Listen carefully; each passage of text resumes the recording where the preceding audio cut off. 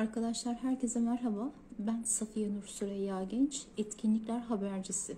Astronot köşesinde bugün Meral Yankın, Mer Astronomi Akademi kurucusu ve eğitmeni Meral hocamız bizlerle birlikte olacak. Ama şöyle ekranını yeni açanlar için benim bir duyurum olacak.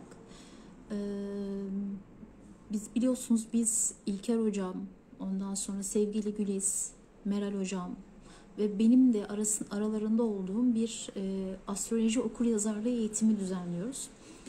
Bununla alakalı halen sorular geliyor.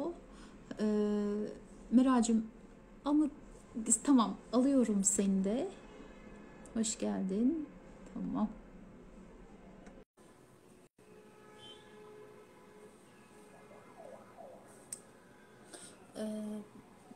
Bununla ilgili astroloji okuryazarlığı ile alakalı açıklamalar yapıyordum. Meral hoş geldin. Safalar Merhaba, merhaba. teşekkür ederim. Nasılsın? Çok teşekkür ettim. Seni gördüm, daha iyi oldum.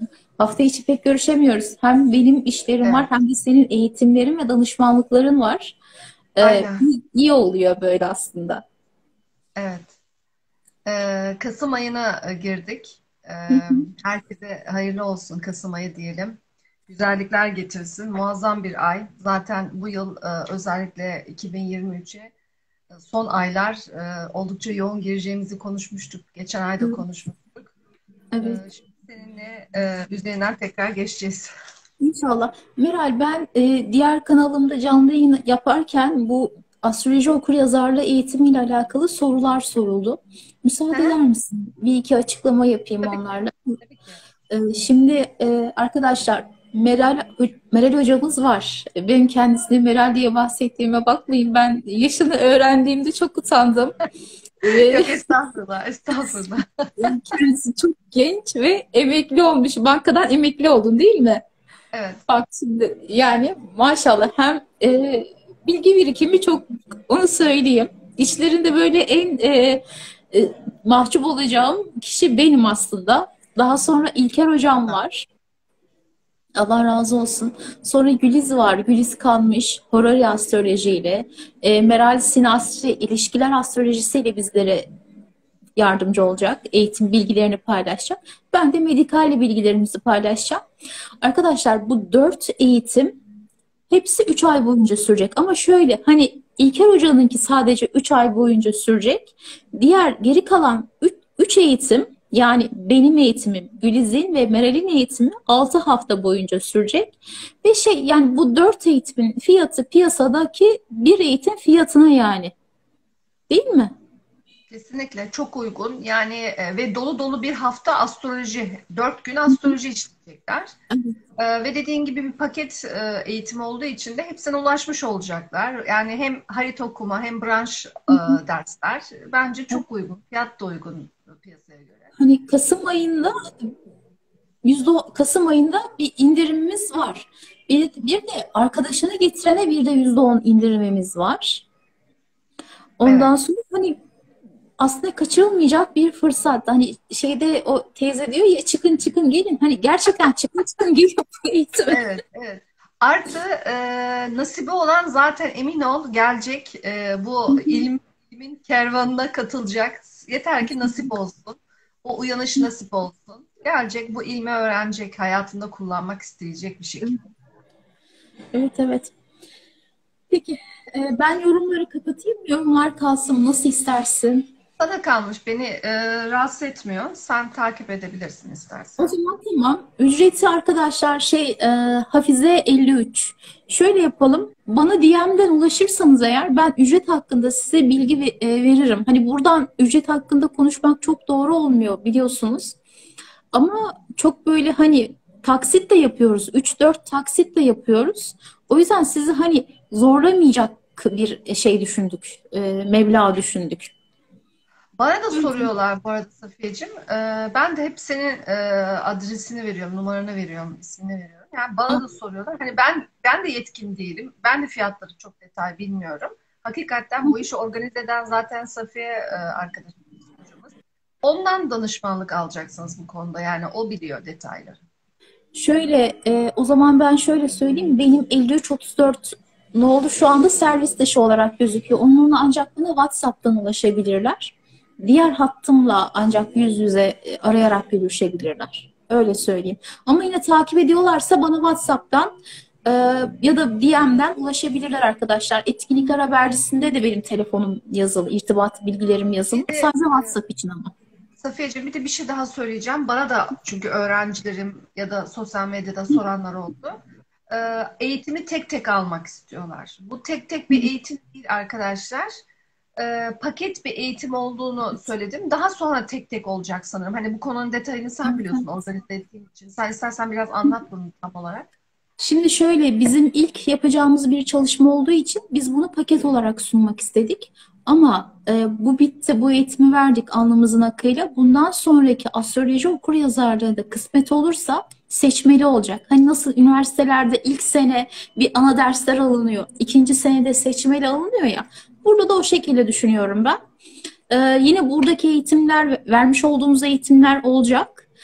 Ama çeşitlendireceğiz. Mesela Allah nasip ederse, Aylin kabul ederse Aylin'i çağıracağız. Sonra ben Evet, Vedik astroloji düşünüyorum. Vedik astroloji seçmesi olabilir. güzel. Hı hı. Evet. Evet. Yani sonraki arkadaşlar eğitim dönemimizde seçim var. Bu seferkinde zaten temelleri koyduk. Bakın yani ilişkiler olmadan astrolojide ilerleyemeyiz. Çünkü dediğimiz gibi yani sağlığın içinde de ilişkileri kullanıyorum, finansın içinde de kullanıyorum her yerde. Artı horary zaten basic bir konu. Yani öğrenmemiz gereken, gökyüzü kalitesini çözümlememiz gereken bir alan. Medikal de zaten olmazsa olmaz değil mi? Evet. Hepimiz Allah herkese sağlık versin. Sağlık çok önemli bir Amin. alan.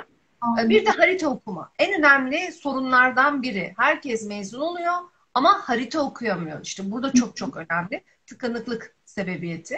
Ee, Ve hepsi bir arada olduğu için hani çok önemli derslerin bir arada olmasından dolayı ayrılmadı. Bir arada alınıyor, paket olarak alınıyor dersler. Ama sonrakiler seçimler olacak. O yüzden herkesi bekliyoruz arkadaşlar. Güzel eğitim. Hani Astroloji Bakanı İlker Şahin'in öğrencisiyiz hepimiz. Hocamız Evet, zaten bilgiyi vermeye doyamıyor. Öğrencileri de hakeza öyle. Bekleriz inşallah herkesi. Nasibi olanı, kısmeti olanı bekleriz. kesinlikle. Peki şimdi sevgili Meral, başlayalım mı biz burçlara? Neler Tabii, bekliyor? tabii ki Koç burcundan başlayalım istersen. Şimdi Zodiac'ın hareketli. Şimdi Kasım ayının zaten hani nasıl bir ay olduğundan daha önceden yine bahsetmiştik. Kasım ayının ilk 15 günü evet bizi zorlayacak ilk 15 gün. Nasıl zorlayacak derseniz. İlk 15 gün bir akrep enerjisi olacak. Akrep burcunu biliyorsunuz krizlerle geliyor, Hı e, hı. zorluklarla geliyor. Zaten finansal sorunlarımız tüm ülkede ve tüm dünyada ve bizim ülkemizde ve bireysel olarak da finansal konulara da vurgu var. Boğa Akrep aksı ay tutulmaları zaten hep bize bunu anlatıyordu. Şimdi Evet. boğada bir ay tutulması direkt olarak kazançlarımız üzerine bir konuyu Hı. anlatıyor. İşte bunlarla ilgili krizler vesaire. Ayrıca e, ilk 15 gün akrep enerjisi olduğu için biz daha çok bunlarla muhatap olurken ayın Allah'tan ikinci yarısı yay enerjisi, gökyüzünde yay enerjisi olacağı için daha iyimser olacağız. Daha pozitif olacağız. Bu bizim işimize daha çok yarayacak. Yani ben yorumlarımı yaparken de bunu özellikle vurgulamak istiyorum. Ben hani kötü yorum yapan bir astrolog olmayı sevmiyorum, seçmiyorum, hoşlanmıyorum bu durumdan. Zaten danışmanlıklarımda da hep olayın çözüm odaklı danışmanlık veriyorum. Yani tamam sorunu anlatıyorum ama arkasından çözüm benim için çok önemli. Çünkü Hı. bu ilmi öğrenmek yanında çözümleriyle birlikte öğrenmek çok önemli. İşte o nedenle ilk bunu anlatmak istedim. Evet, krizli bir ay, çok zor bir ay. Ee, Geçmiş olsun İzmir'e. Bakın bugün deprem Evet. oldu. İzmir'de de Zaten deprem oldu. Uranüsyen bir ay tutulması. Ee, Yani deprem diyordu zaten. Yani geçen Evet. aydan da ama bu ay tam diyordu deprem. Evet, evet. Astrokartografiye baktığımda Türkiye etkilenmiyordu ama Türkiye'nin, İzmir'in özellikle batı bölgesi Türkiye'nin Uranüs geçiyordu. Uranüs o gündemi veriyor ve tutulma içerisinde Uranüs var. Hı Yani hı. o nedenle ayın ikinci yarısı daha pozitif olacak. biz de mümkün olduğu kadar relax bir şekilde geçirip özellikle ne istiyor bizden bu ay tutulması? E, Olumlu düşüncelerde olalım, değil mi? Olumlu frekansta olalım. Her zaman küllerimizden yeniden doğmayı, işte geleni kabul edip tutulma enerjileri böyledir arkadaşlar. Geleni kabul edeceğiz. Yeni senaryolarla yolumuza devam edeceğiz. Neden beni oradan alıp buraya getiriyor bu tutulmalar? Ki hepimizin hayatında bu olacak. Hepimiz kendi ev konularımıza göre bunu deneyimleyeceğiz. Şimdi biraz da anlatacağım. Çünkü benim artık orada durmam, oradaki nasiplenmem bitti. Yeni senaryoyla yeni bir yerde başlayacağım. Lütfen bitişlere üzülmeyin. Her bitiş yeni bir başlangıç. Her zaman hayırlısını ve güzellikleri isteyin. Yani bu tutulma enerjileri gerçekten kadersel çalıştığı için muazzamdır. Hep teslimiyet ister. Evet. Yani sistem sana bir senaryolar getirdiğinde hemen uyanmamız gerekiyor. Arkayı biraz görmeye çalışmamız gerekiyor. Evet, önde bir acı olabilir, bir üzüntü olabilir ama arkada yeni güzel şeyler dönecek. Bunları da görelim istiyorum. Şimdi koçlara geldim. Koç burcu bu tutulmadan nasıl etkilenecek? Hangi evleri, hangi alanları çalışacak dersek 2-8 aksı. Yani finansal anlamda etkileniyor. Ondan önce zaten bakın gökyüzünde ne var? Şu an deneyimliyoruz bunları. Gökyüzünde Güneş, Merkür, Venüs, Güney Ay düğümü kol kola. Ne Evet. demek bu? Kimliğiniz, işte ticaretiniz, iletişiminiz, işte ilişkileriniz, paranız, yani tüm aslında şu an gündelik hayatta ihtiyacımız olan her şey Güney Ay düğümüyle Akrep Burcu'nda kavuşması, yani geçmişteki sorunlarım, maddi manevi, işte ilişkiler, işte eğitim, iletişim vesaire her neyse önüme dökülecek. Geçmişteki krizlerle uğraşacağım. O krizler belki bir daha çıkacak, başım ağrıyacak gibi düşünebiliriz. Özellikle Akrep, Koç bunu nerede deneyimliyor? 8. ev, ödemeler, borçlar, finansal, ortak gelirler, miras konuları mesela. Geçmişteki o miras konularıyla ilgili konular. Eşin kazancı ile ilgili konular. Belki eş işten çıkacak. Belki önceden memnuniyetsizdi işinde. Bu dönem bu daha da ayyuka çıkacak gibi gibi. Oradaki konuları yönetmek gerekiyor. Arkasından ki bu kavuşum arkadaşlar yanında tutulmayla birlikte, yani arkasından da tutulma olan bir kavuşmayı düşünün. Yani hemen öyle geçen bir enerji yok gökyüzünde. Tutulma da Uranüsyen bir şekilde finansal anlamda. Yani ben burada koçlara şunu söylemek istiyorum. Evet, gerçekten önümüzdeki dönem iş hayatınız değişebilir. İşiniz değişebilir. Ya siz çıkarsınız ya sizi çıkarırlar. Ama lütfen üzülmeyin. Yeni senaryolar gelecek. Yani oradaki rızk bitmiş. Yeni rızk sayfası açılacak size. Bu bakış açısıyla bakmanızı istiyorum. O zaman zaten hayatınıza sahip çıkmış olursunuz. Yani onu bunu suçlamakla çözemezsiniz. Hayatınıza lütfen sahip çıkın. Yeni gelir kaynakları da olabilir. İlla işten çıkmanıza gerek yok. Yine böyle aniden kazanç fırsatlarınız da olabilir. Ortak gelir kaynaklarına fazla güvenmeyin derim. Çünkü oradaki durum biraz sıkıntılı olabilir. Beklediğinizi alamazsınız. İşte o beklenen mirastır, işte ne bileyim tazminattır vesaire gibi sorunlar olabilir. Ama kendi gelir kaynaklarınızla alakalı harcamalarınıza dikkat etmeniz gerekiyor. Yeni gelir kaynakları olabilir. Bir ara verebilirsiniz, bir es verebilirsiniz. Özellikle paranızı elinizde tutmanız gerekiyor. Bu tutulma bir de neydi? Her zaman Uranüs'ten olduğu için şok edici olaylar, ani gelişen olaylar. Bir saniye. Tamam. Zil çaldı. Ya olacak. Bu kadar olacak arkadaşlar. Canlı yayın yaptığımız için bu tip şeyleri hoş görün lütfen. Belki de benim şu anda karşı tarafımda, yani binamın karşısında bir tadilat var. Bayağı bir haşır huşur seslerle geliyor olabilir. Siz de kusuruma bakmayın. Ben şimdi yorumları kapatıyorum. Tabii ki de soruları alacağım. Hani Meral'in dikkatini çekmiyor ama benim dikkatimi çok çekiyor. Kusura bakmayın. Artık ben kaç olarak? Normaldir. Evet, evet, normal. Hocalarımla dikkat edeyim. Artık ben koç ol. Tamam, siz pür dikkat dinleyin. Bir arkadaşımız şey demiş. Koç steryum olarak dikkatle dinliyorum. Yayını kaydedeceğim. Ayrıca Meral'in sayfasında da, YouTube sayfasında da takip edebileceksiniz. Ben hepinize çok teşekkür ediyorum katıldığınız için. Yorumları kapatıyorum. Hani şurada soru işareti olan kısım var ya, oradan sorarsanız sevinirim. Bir de yorum yapmayı kapattım. Bir de Meral gelene kadar arkadaşlarınıza da haber verirseniz sevinirim. Bir saniye, şimdi açayım bir saniye. Hani nasıl etkiliyor diyelim sizi? Sizden ses gelmiyor. Tamam, kapatmıyorum. Şu anda sesim geliyor mu arkadaşlar?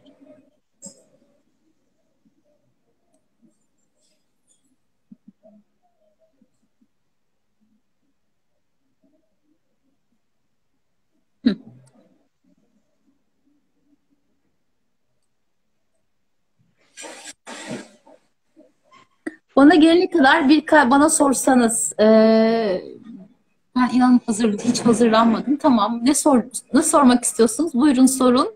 Meral şimdi dediler, Meral hocam gelene kadar bana sorsalar ama yok. Ben şu an Neden? hiç hazırlanmadım çünkü. Hiç Evet, soru hazırlanmadım. ne? Soru ne? Soru sormak istediler hani kendileriyle alakalı. Ben şimdi astrolojiyle alakalı değil de ileride aslında hani Ocak ayından itibaren sayıyla ilgili analiz yapmayı düşünüyorum canlı canlı. Ee, Oraya beklerim inşallah. Şimdi yorumları kapatayım çünkü benim Tamam, sen dikkatimi kapat. çok çekiyor. Tamam, okey, sen kapatabilirsin. Aynen.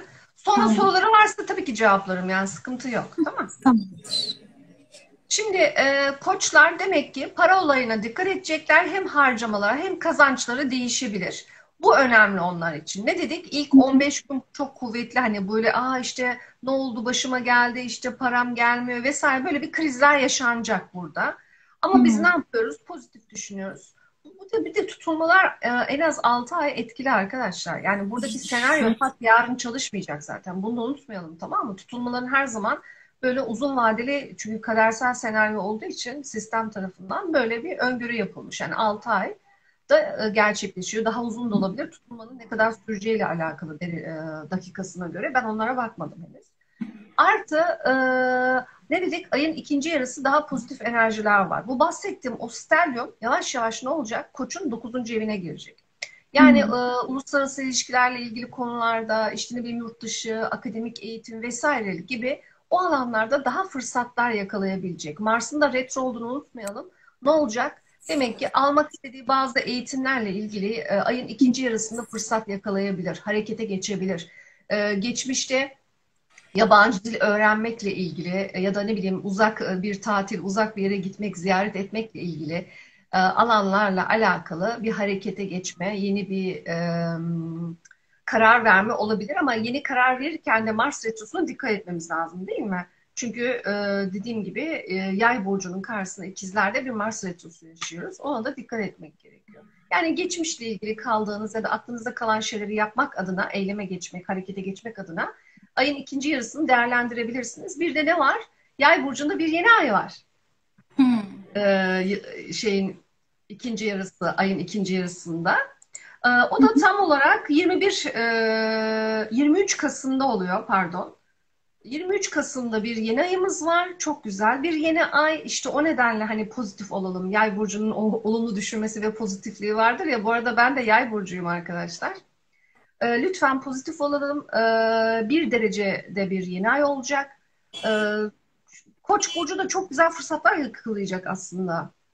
Uzaklardan gelen güzel fırsatlar olacak. Aynı zamanda 23'ünde Jüpiter de düz hareketine devam edecek Balık burcunda. Yani o ödüllerini tamamlayıp gidecek. Fırsatlarımızı kullanalım e, o anlamda. Balığın da fırsatları, Koç'un da fırsatları dersek yine iş hayatıyla alakalı, içsel olarak. Aslında demek ki bu zor süreci Koç pozitifliğini koruyarak atlatabilir. 2023'e daha güzel motive olmuş bir şekilde girebilir. Koçlar, duydunuz. Hayırlı olsun inşallah diyorum. Birazcık sabır. Hani yaşam sabırla, imtihanla geçiyor. Kolay imtihanlar olsun inşallah. Peki boğaları neler bekliyor? Evet, Ben geldik boğalar. Evet, sabit burçları biliyorsunuz. Bu arada tutulmadan en çok etkilenen sabitler. Kim bunlar? Boğa, Aslan, Akrep, Kova. Zaten hayatları son bir yıldır, hatta 1,5 da diyebilirim, oldukça değişiyor. İp onların ellerinde değil. Sistem onları değiştiriyor. Bir şeyler oluyor hayatlarıyla ilgili. Konular, gündemler değişiyor. İşte evlilik, işte iş hayatı, aile, ev, yuva her alanda bütün aksları çalıştığı için onların her alanda hayatları belki de alt üst oldu falan diyorlar ama değil.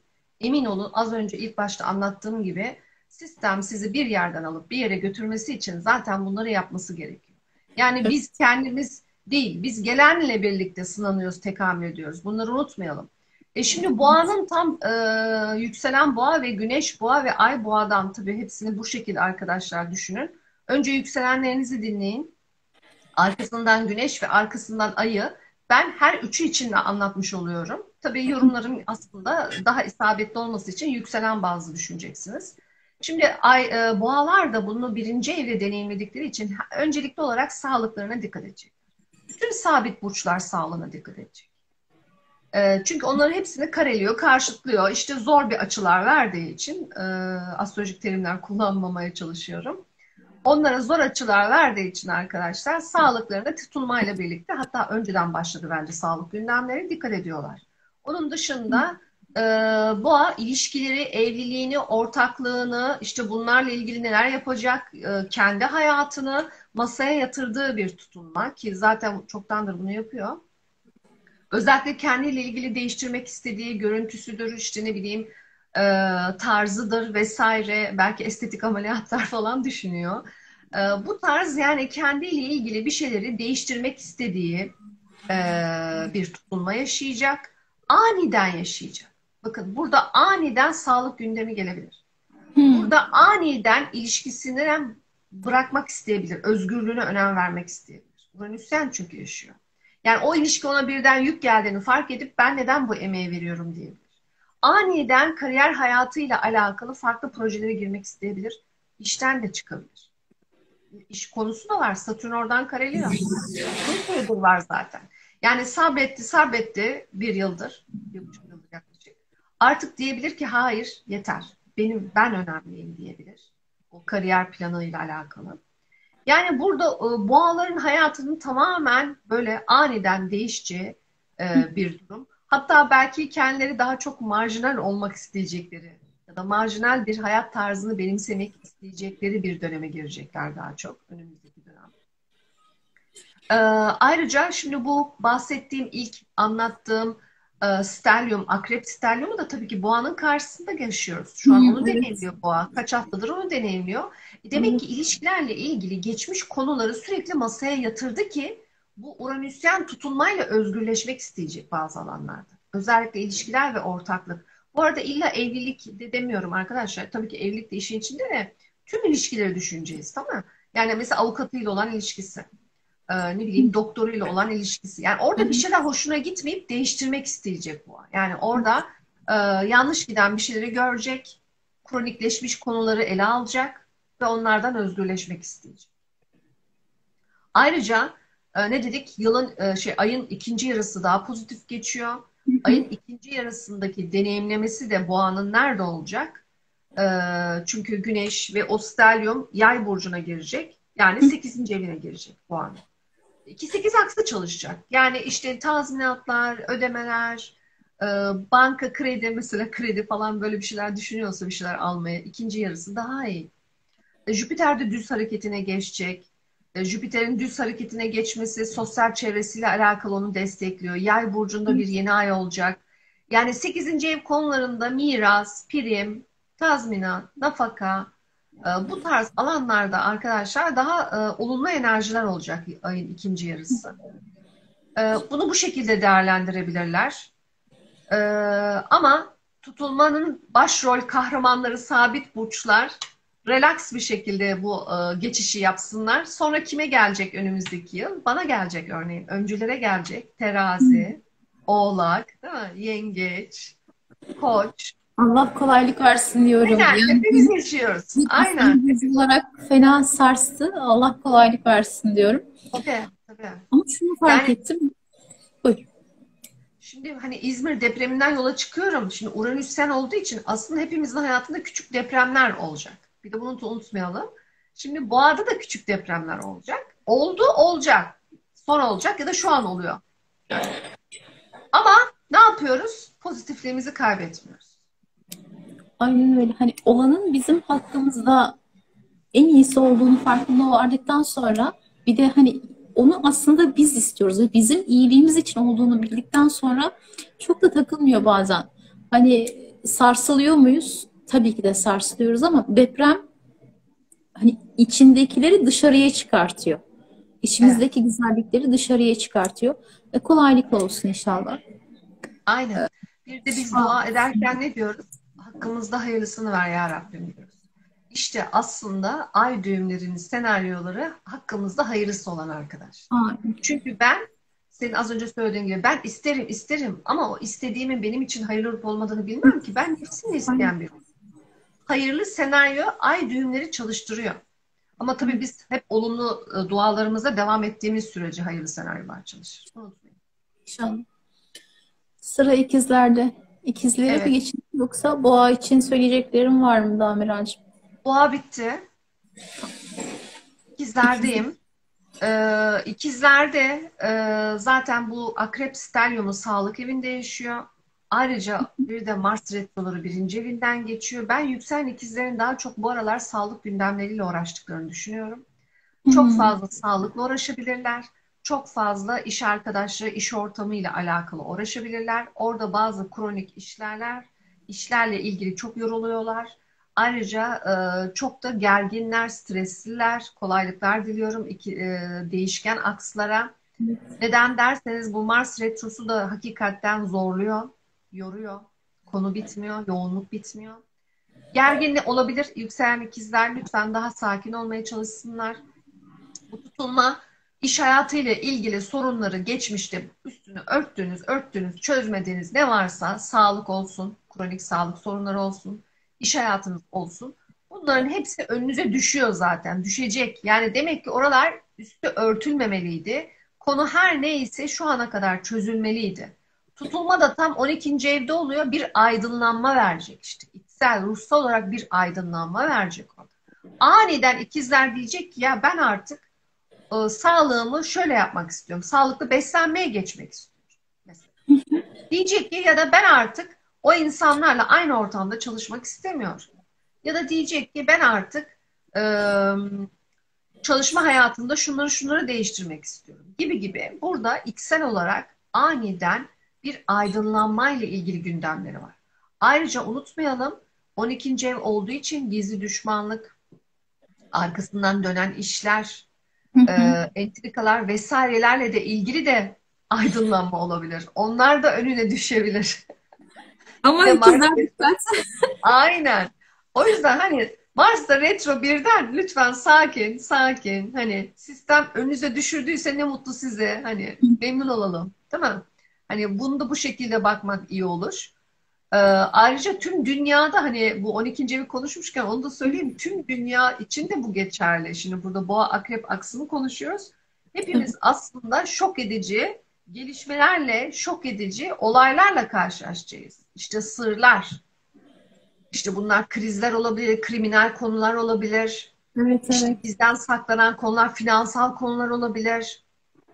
Sırlar, gizli kalınmış, üstü örtülmüş. Ne varsa hem dünyada hem ülkemizde bu tip şeylerle de karşılaşacağız arkadaşlar. Aynen. Yani ikizler sadece bunu yaşamıyor, hep birlikte yaşayacağız. İkizlere burada tabii biraz daha Mars'ta retro olması biraz zor ama takip etsin kendini, dikkat etsin. Bu ilişkilerle de ilgili olabilir. 12, 7. evin karşısında Mars retro yaşıyor. Yani arkanızdan işte ne bileyim çok değer verdiğiniz insanların bu tip şeyler yapmasına çok da takılmayın. Sistem artık önünüze getirmiş. Uyanmanızı istiyor bu konuda. Geldik ayın ikinci yarısına. İkinci yarısında ne dedik? Yay burcu artık daha gündemde olacak. Demek ki ikizler bir şeyler öğrendikten sonra ilişkilerinde bir yeni ay yaşayacak. İlişki gündemi önemli olacak. Çünkü bakın oradaki Venüs, Merkür de yay burcuna girdiği için direkt olarak Güneş de orada.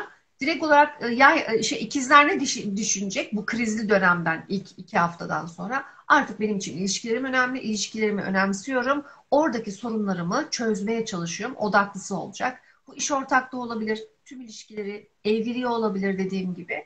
oradaki konuları daha iyimser olarak, daha pozitif bir şekilde çözecek. Mars'ın retrosu da tabii ki gerginlikler yaratabilir, iletişim sorunları yaratabilir. Bu konuda da relax olduktan sonra, işi yönetebildikten sonra ilişkisiyle ilgili sorunlarını da atlatacağını düşünüyorum. Ayrıca Jüpiter de düz harekete başlayacak, yeni ayın yöneticisi Jüpiter. O da kariyer evinde düz hareketine başlayacağı için hani kariyerle de ilgili o bazı sorunlarını ya da kariyer amirleriyle olan ilişkisindeki Hı sorunları da hı. çözmüş.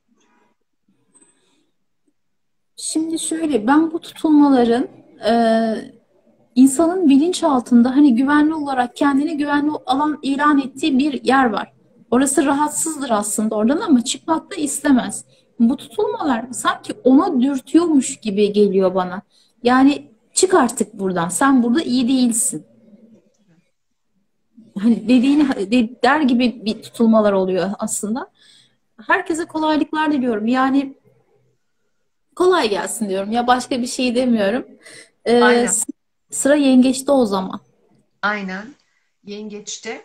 Ee, Yengece geldiğimizde arkadaşlar e, tutulmayı e, nerede deneyimliyor dersek aşk, sosyal çevre ve aşk alanında. Yani 5-11 çalışıyor. 11-5 çalışıyor. Çünkü tutulma 11'de olacak. Şimdi bu stelyumu, bu akrep stelyumu 5'te deneyimlediği için zaten uzun süredir aşk hayatında birkaç gündür, birkaç haftadır. Ee, Hatta şeyden, bu son güneş tutulmasından öncesinden diyelim. Daha güzel almış olurum. Konuyu daha iyi anlarlar. O zamandan başlayan sorunlar vardı aşkla ilgili. Tamam mı? Özellikle bu ayın başından itibaren de böyle yine kronikleşmiş, dikkate alınmamış aşk sorunları var. Hatta bu aralar tartışanlar da karmik ilişkiler gündemlerinde yengeçleri. Çocuklarla ilgili böyle sorunlar da olabilir.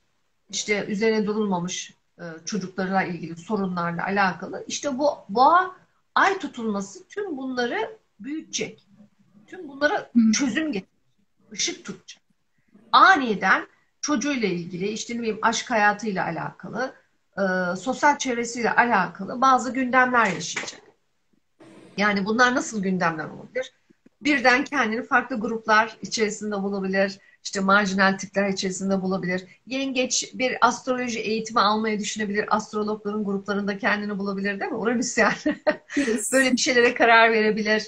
İlişkisiyle ilgili daha farklı bakabilir artık olaylara, daha çözüm odaklı düşünmeye çalışabilir. Çünkü unutmayın bu ay düğümünün yanında ne vardı arkadaşlar? Kuzey ay düğümü değil mi? Hani ileriye götürecek bizi. Evet, duygusal anlamda evet bir şoklar yaşatacak ama bizi ileriye götürecek. Yani aşk hayatıyla alakalı çözüm bulabilir vesaire gibi düşünebiliriz.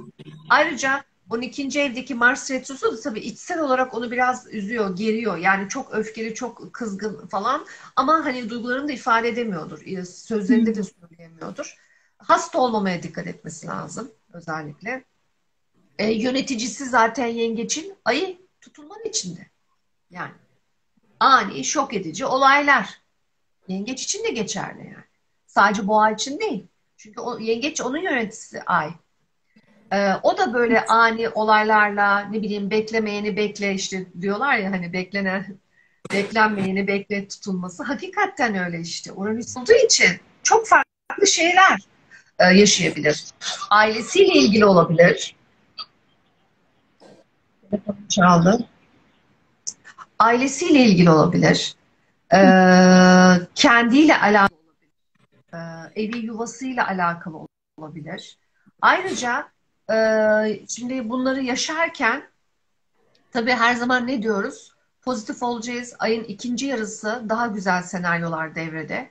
Yay burcuna geçecek gezegenler. E, Yay burcunda yeni ay. Neresi yengecin? Altıncı evi. Yani iş hayatı. İş hayatıyla alakalı, sağlığıyla alakalı özellikle güzel gelişmeler var. Olumlu gelişmeler var. İş ortamıyla ilgili olumlu gelişmeler var. Demek ki sosyal çevresini güzel kullanırsa olumlu gelişmelere de ulaşması çok kolay olacak iş hayatıyla alakalı. İnşallah. Sağlığıyla alakalı. Orada çok güzel pozitif enerjiler olmuş olacak. Bunları kullanabilir. Sağlıkla ilgili ufak tefek böyle küçük operasyonel müdahaleler olabilir. Ayın ikinci yarısı. Mars çünkü yayın karşısında. Bu tarz gündemler olabilir ama çok aman aman büyük şeyler değil. Şu ana kadar sağlığına, özenle baktıysa tabii. O zaman şöyle, bu tutulma yengeçlerin ailelerinde sıkıntı yaratırken iş hayatlarında başarılı olacaklar. Hani bir Tabii. taraflarında biraz sorun yaşarlarken diğer taraftan bu da iyiymiş. Aynen. İki tarafında kötü Tabii. olmasındansa Şöyle başarılı yani olmak. ailevi sorun derken hani oturduğumuz evle ilgili işte bir sorun. Hani oluyor ya öyle şeyler. O tarz şeyler düşünün arkadaşlar. Aile Hı. yuva konularında ufak tefek ani şeyler. Yani ne bileyim işte musluklarda bir sorun olsa sıkılıyorsun değil mi? Elektrikli bir sorun olsa ki elektrikle ilgili şeyler olabilir özellikle. Aman aman. Uranüsyen ya elektrikle ilgili şeyler olabilir özellikle. Hani can sıkıcı bir şey.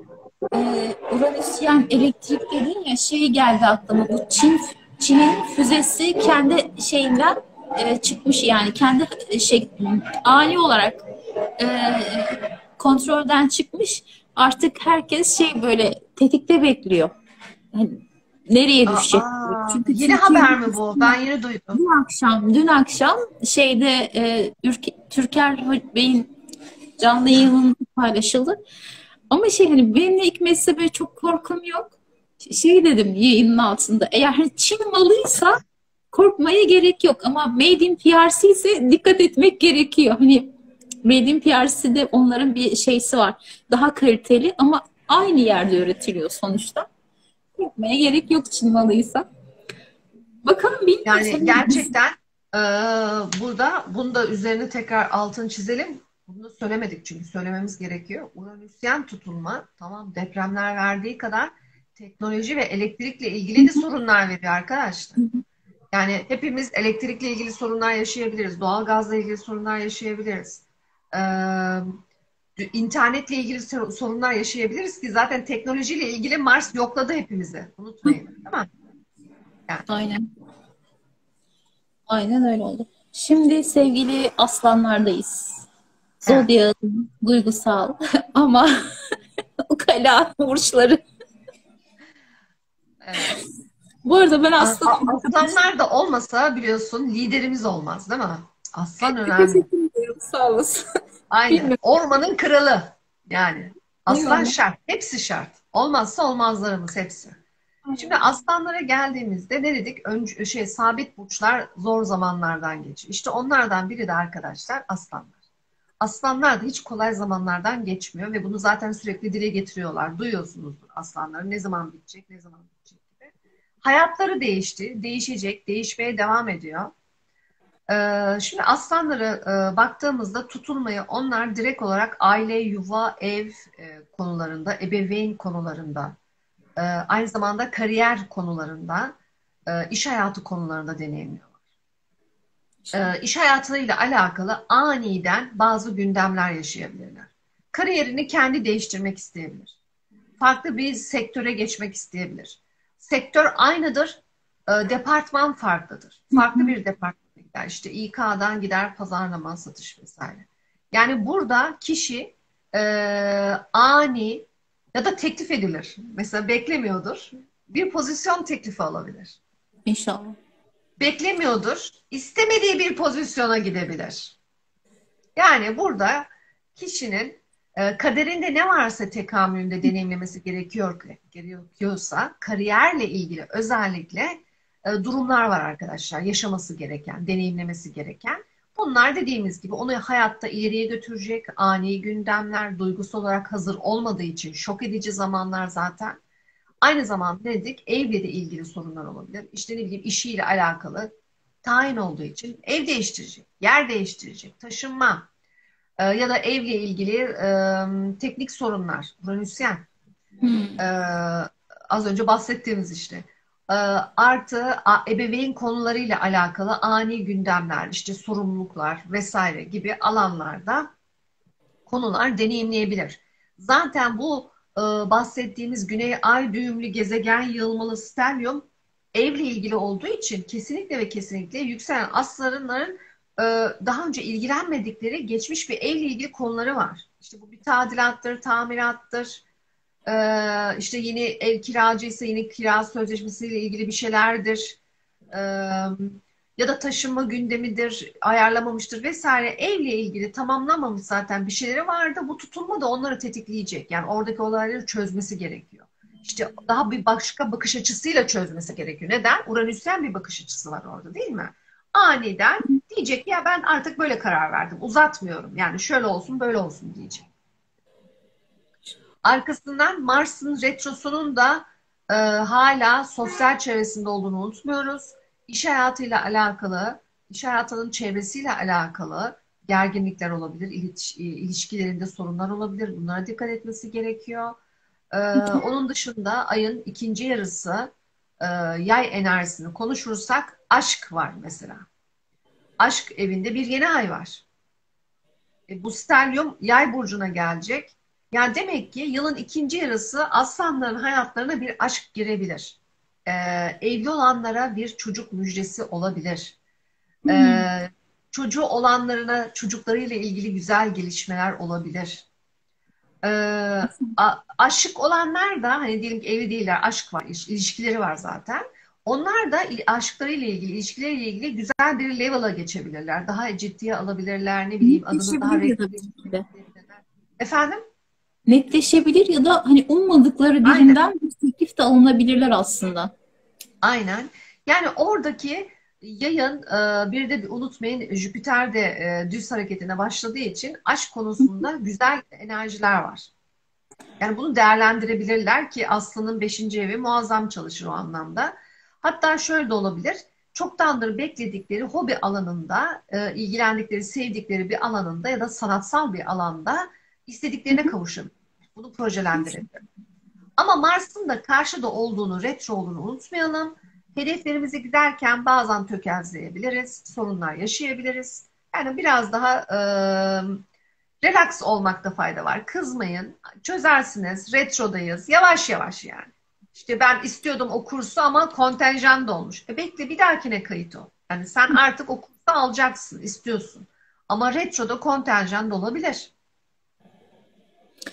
Nasibin değildir o anda. O Aynen. anda arkadaşlar nasibin değildir. Enerjileriniz uymayacaktır belki de. Bir dahaki sefer inşallah. Artık sevgili aslanlar, sakin kalın lütfen. Bunu ben de kendime diyeyim.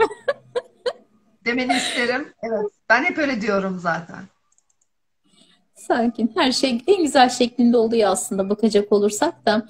Bir de hani çok güzel anlatıyorsun Meral. Çok teşekkür ederim. Aslında bu sarsıntılar hani az önce şey dedin. Yengeçler içinde olsun, aslanlar içinde olsun. İş yaşamlarında farklı bir alana kayabilirler. Aslında hani hep diyoruz ya mesela benim esmam ne, benim esmam ne?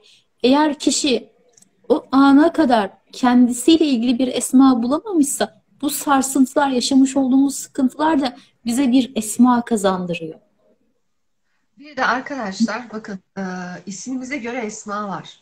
Hı hı. Haritamıza göre esma var. Esma olayı çok detaylı bir olay. Ayrı bir program yapmak lazım. İnşallah. E, Ayrıca doğum tarihinizle alakalı da esma var. Yani esmalar hakikaten basit değil, muazzam çalışıyorlar. Ben çok sık esmaları kullanırım. Danışmanlıklarımda da veririm, kendi hayatımda da kullanırım. Senin söylediğin gibi benim hayatımın belli bir döneminde bir esma beni çağırdı. Ben bilinçsiz bir şekilde sırf o esmayı çektim. İyi ki de çekmişim. O dönem bana güç kuvvet veren bir esmaydı. Size böyle gelen esmalar da olabilir. O an o gelmiştir, içinizden gelmiştir ve siz onu tekrarlıyorsunuzdur. Bu da önemlidir. Bu da bir ihtiyaçtır. Zaten özellikle tutulma dönemlerinde esmalar okunur. Başka ritüeller de yapılıyor. Esmaların okunma sebebi de bu enerjileri minimum etkiyle Hı hı. kolaylıkla geçirebilmektir. Anladım. Bunları da dikkate alın lütfen. Anladım. Yani ama şu önemli. Mesela ben tutulmanın öncesi ve sonrası ne zaman bir şeye başlayayım? Kesinlikle 3 gün, 5 gün tutulma bu çünkü. 5 gün önce ve sonra bir şey yapmayın yeni anlamda. Sonrasında yapın. Hani sonrasında da yine hiç olmazsa bir 5 gün beklemelerini tavsiye ederim aslında Tabii. ben Meral. Bilmiyorum sen ne dersin?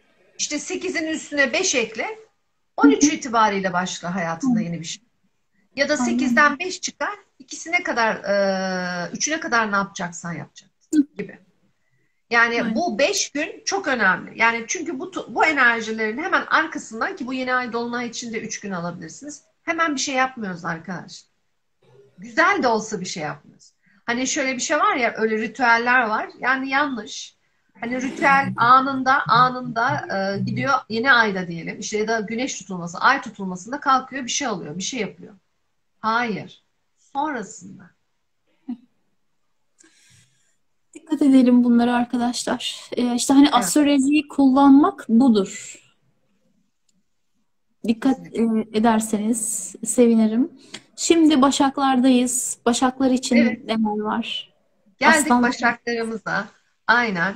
Başaklar Akrep Stelyumunu üçüncü evde deneyimliyorlar. Yani yakın çevreyle ilgili, yakın arkadaşlarıyla ilgili, işte trafikle, belki aracıyla alakalı. Böyle onu zorlayan, ilgilenmediği, başını ağrıtan konular var. Zaten yakın çevre, kardeşlerle alakalı da bu dönemlerde uzun süredir karmik sorunlar, geçmiş konular böyle pişiyor pişiyor önlerine geliyor, sorunlar yaşıyor. İletişim sorunları zaten yaşıyor. Hı hı. Ee, o ayrıca yakın arkadaşlarla da ilgili böyle sorunları var.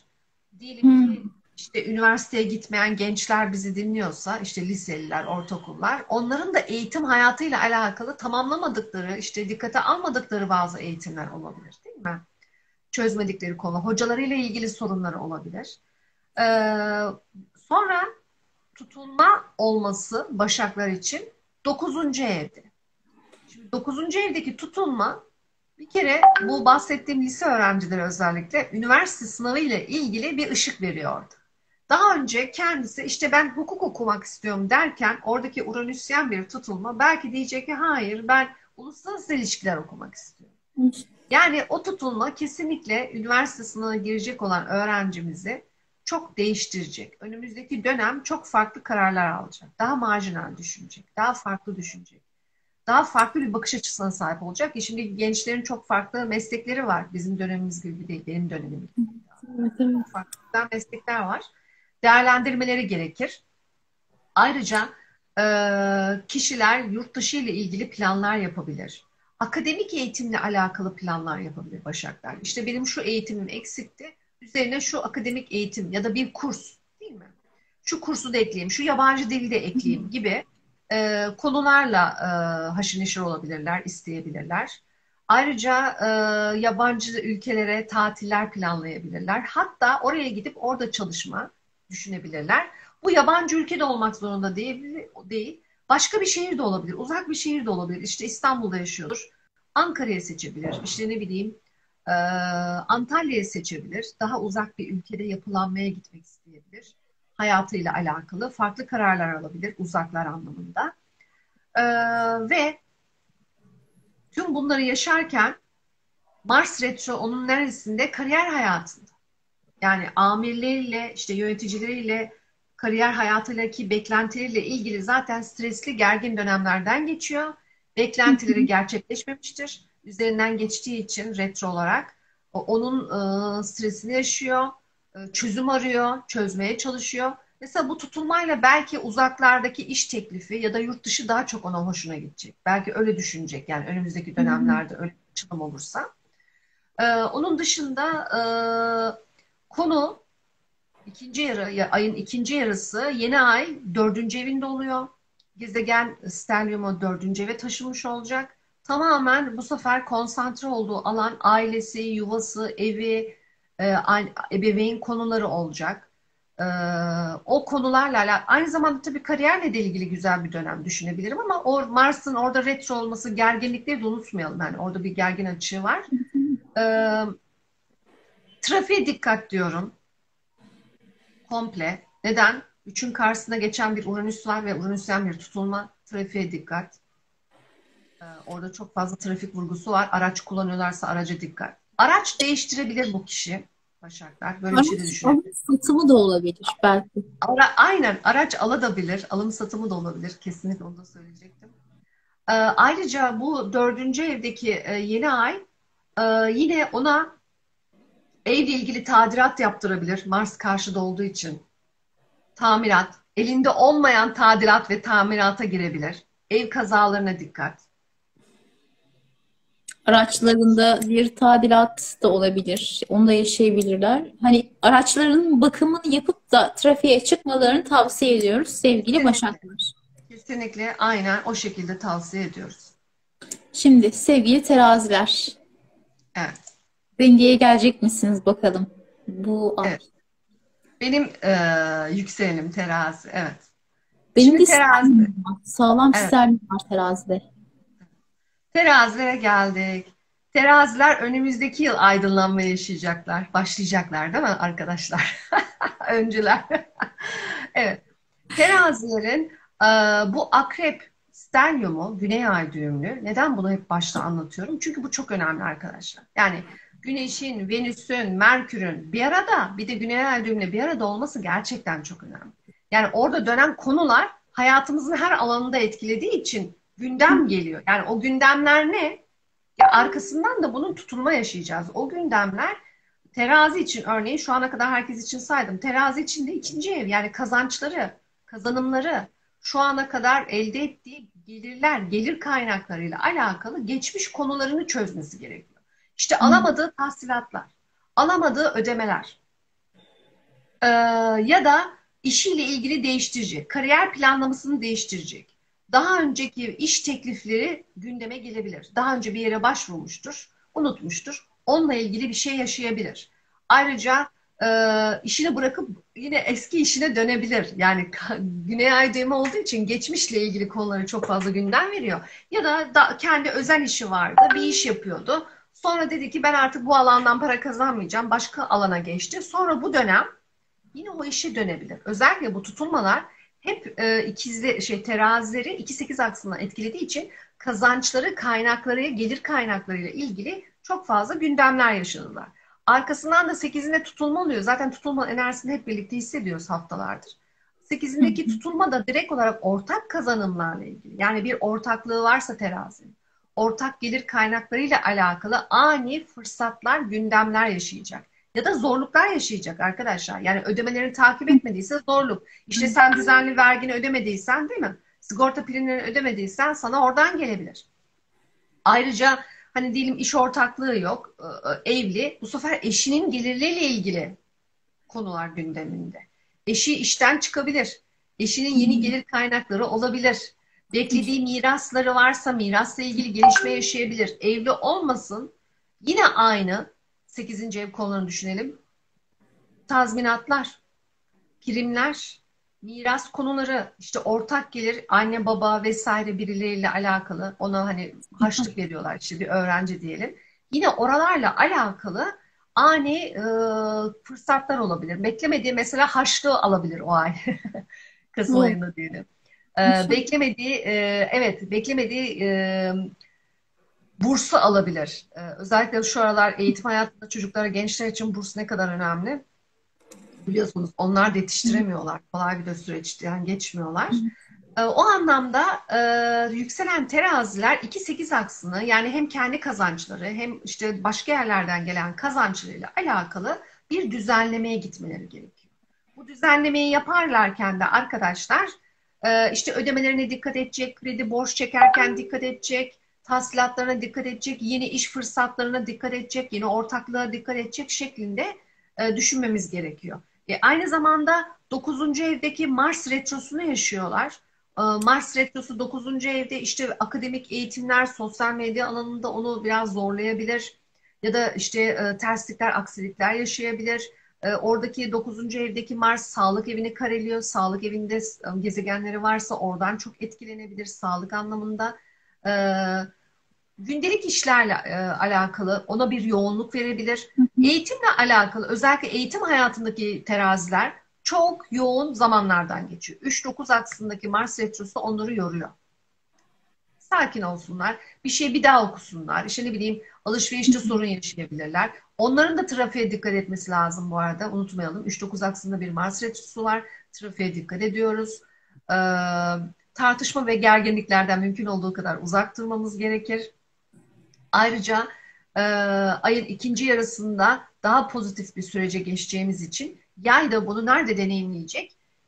Tam Mars'ın karşısında 3-9 aksında. Yine teraziler de araba alabilir.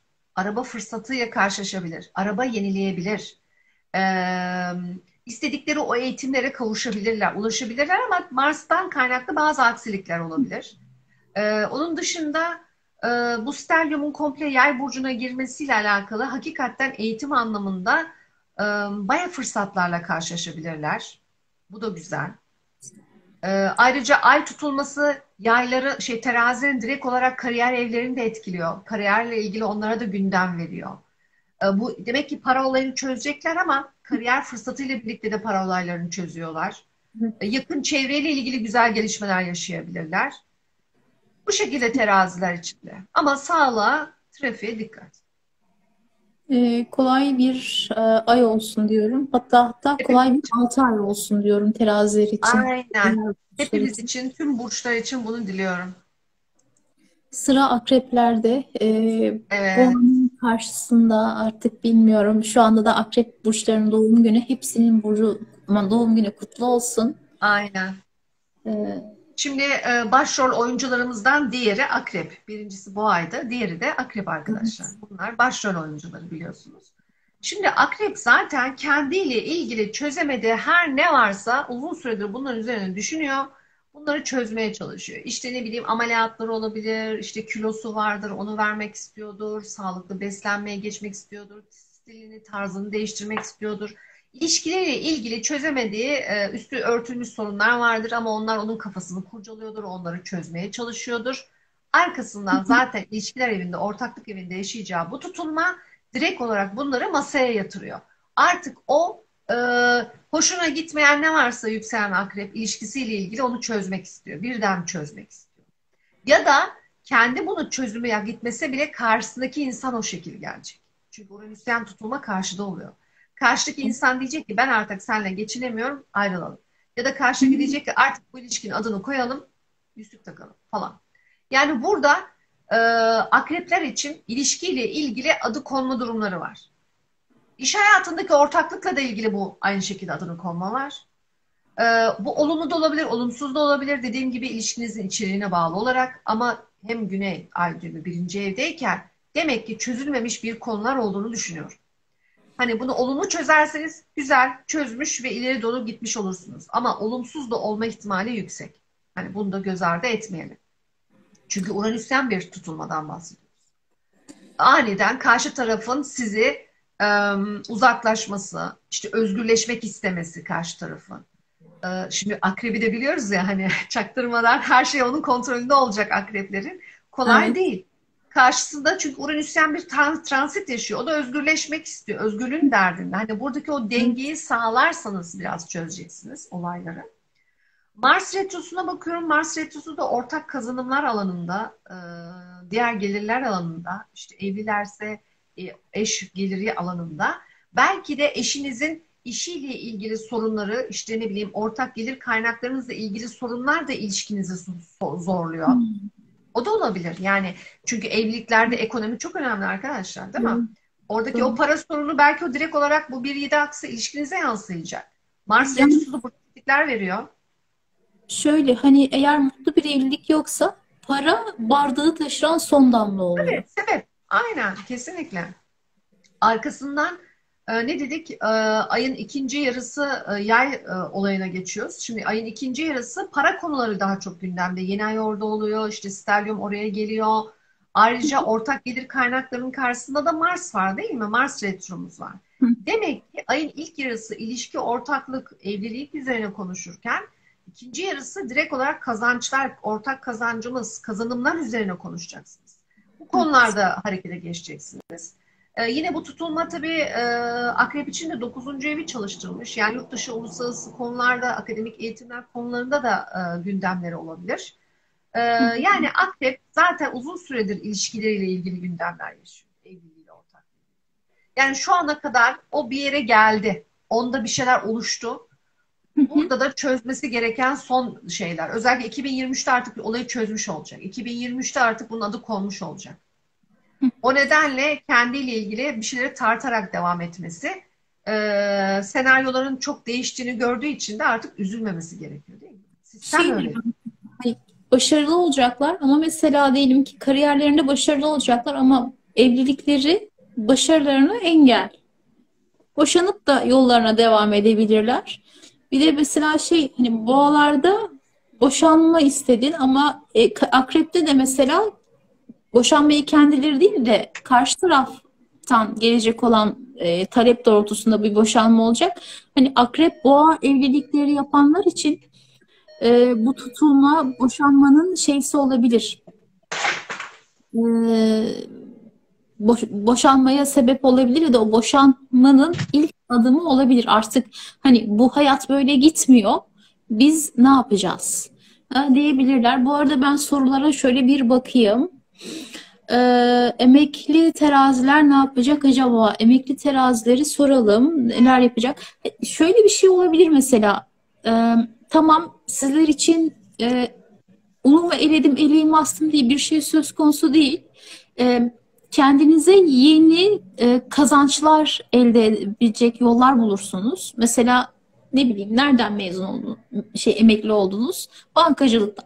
Farklı bir alanda. O ana kadar yapmadığınız bir alanda şey yapabilirsiniz. E,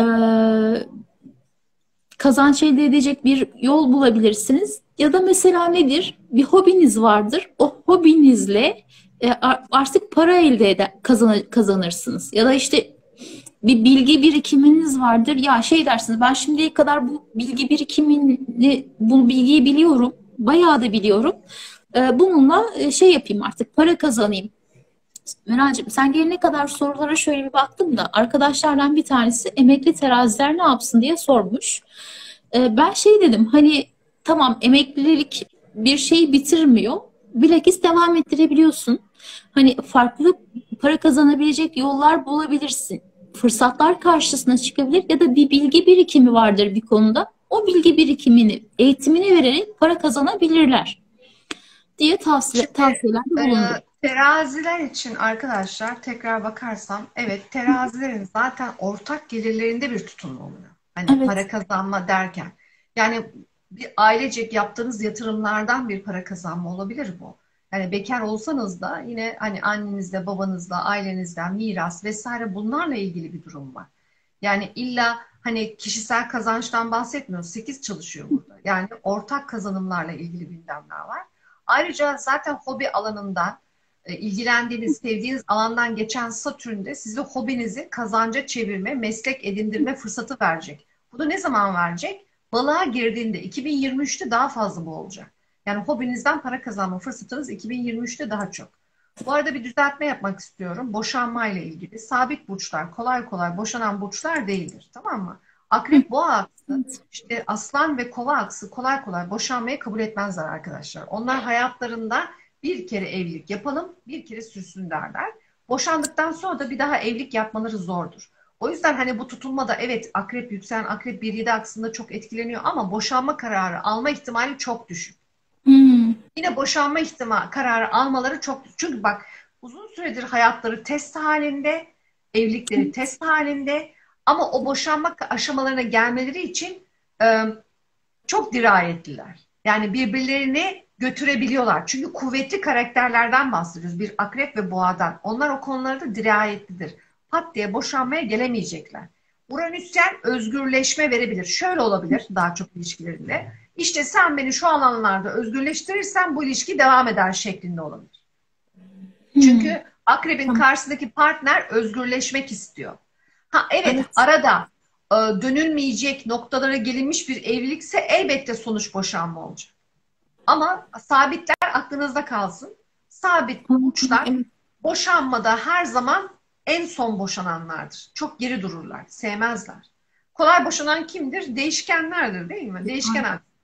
Öncüler zaten kendi karar verir. Ya ben evleneceğim ya da boşanacağım der. Çünkü öncüdür, harekete geçer. Değişken akslar da kolaylıkla yani yapar. Ama sabitler pozisyonlarından vazgeçmezler. O yüzden zaten bu şey, göksel etkiler aslanları, yani sabitleri daha çok etkiledi. Çünkü değişime Aynen. zor. Çok alt üst oldular. Evet. İş hayatından da vazgeçmez. Çünkü sabittir. Enerji sabit. O yüzden çok zorlanıyorlar ya. O yüzden Hı. hani doğal afetler de çok zorluyor bizi. Çünkü sabit enerjiler arkadaşlar. Zorlayan enerjiler. Peki şimdi sıra yaylarda. Evet, yaylara geldik. Yaylarda neler var? Bir arada sorulara bakalım. Tamam. Yaylara geldik. Yaylar bu deneyimi Akrep zaten 12. evdeki o stelyum Güney Ay düğümlü psikolojilerine dikkat edecekler. İçsel yolculuklarına dikkat edecekler. Gizli düşmanlık aynen yükselen ikizlerdeki gibi. Arkalarından dönen işler, gizli düşmanlıklar, geçmiş konular bunlar özellikle. Zaten önlerine düşecek. Yani düştü, düşecek. Bu tutulmayla da düşebilir. Daha öncekinden de düşmüştür zaten. Ekim ayındaki güneş tutulmamızdan bahsediyorum. Yani yayların her şey önüne döküleceği, arkasından dönen dolapların olacağı bir dönem. Tutulma da bu arada tabii ki hem fiziksel hem ruhsal sağlığımıza dikkat ediyoruz yaylar. Tutulma da 6. evde oluyor. Sağlık konusunda aniden gelişmeler yaşayabilir. Daha önce önemsemediği işte boğazıyla ilgili bir sorun vardır. Pat diye e, faranjit olur, sesi kısılır, birden doktora gitmesi gerekiyor. Ya da çalışma ortamıyla alakalı işte şube değişikliği olur. İşte bir firmada çalışıyor ama onun şubesi değişiyor oraya. İş arkadaşları değişebilir. Çalışma ortamıyla ilgili gündemleri değişebilir. İşten çıkmak isteyebilir, çıkarılabilir. Çünkü 6. evdeki Uranüsyen tutulma onun kariyer planlamasını da değiştiriyor direkt olarak. Ayrıca kendi işini kuranlarla alakalı olarak da tabii burada zorluklar var. Kendi işini kurma dönemi, mesela yükselen yaylar için şu aralar kendi işini kurma dönemi değil. Çok zor açılar var. Önermem. Zorlanabilirler. Ama önümüzdeki dönemlerde daha uygun açılar oluştuğunda yapabilirler. Hiç sorun değil.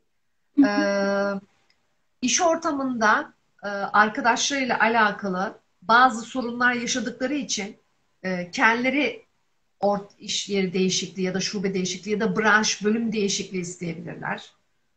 Bu da olabilir. İş yerinde teknolojiyle ilgili sorunlar yaşayabilirler. Uranüs işin içinde ya.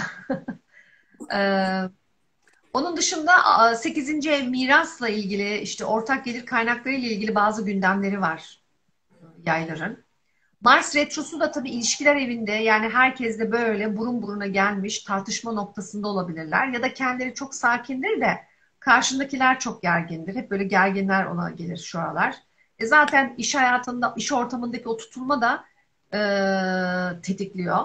Yani mümkün olduğu kadar çalışma insanlarıyla çalıştığı ortamdaki ilişkilerine dikkat etsin. Özenli olsun. Kimseye uymasın, tartışmaya girmesin. Herkes gergin yani. Kimse kimseyi tahammül edemiyor. Öyle bir dönemden geçiyoruz. O yetmiyor. Ayrıca başkalarıyla ki tartışmadan dolayı da işinden olabilir. De var burada. Evet. İş arkadaşlarıyla alakalı geçimsizsin, uyumsuzsun deyip işinden de olabilir. Bu stelyum, Gatlı stelyum 12. ev arkasından dönen işler dolayında hani işinden olabilir. Anlatabiliyor muyum? Ayak kaydırmalar. Yani yükselen yayların bunlara dikkat etmesi gerekiyor. Evet. Sonra ayın ikinci yarısı tabii ki onların doğum günlerini kutluyoruz. Başlıyor yayların doğum günleri. Yeni ay onların hayatlarıyla alakalı yeni başlangıçlar verecek. Güzel şeyler olacak. Tabii ilişkileriyle ilgili bir şeyleri yönetmek anlamında zorlanacakları dönem hala devam ediyor. Ama kendi kimlikleri, kişilikleri, işte ne bileyim tarzları, e, beslenmeleri vesaire tüm bu alanlarda yeni bir düzenlemeye gitmek isteyebilirler. Bir şeyleri değiştirmek isteyebilirler. Yapmak istedikleriyle alakalı olarak. Jüpiter de onları destekliyor. Aile, yuva alanından desteklemiş olacak. Bir saniye. Çünkü çok gürültü geliyor zannedersem. Şu camı bir en azından ben Tabii. çok özür diliyorum.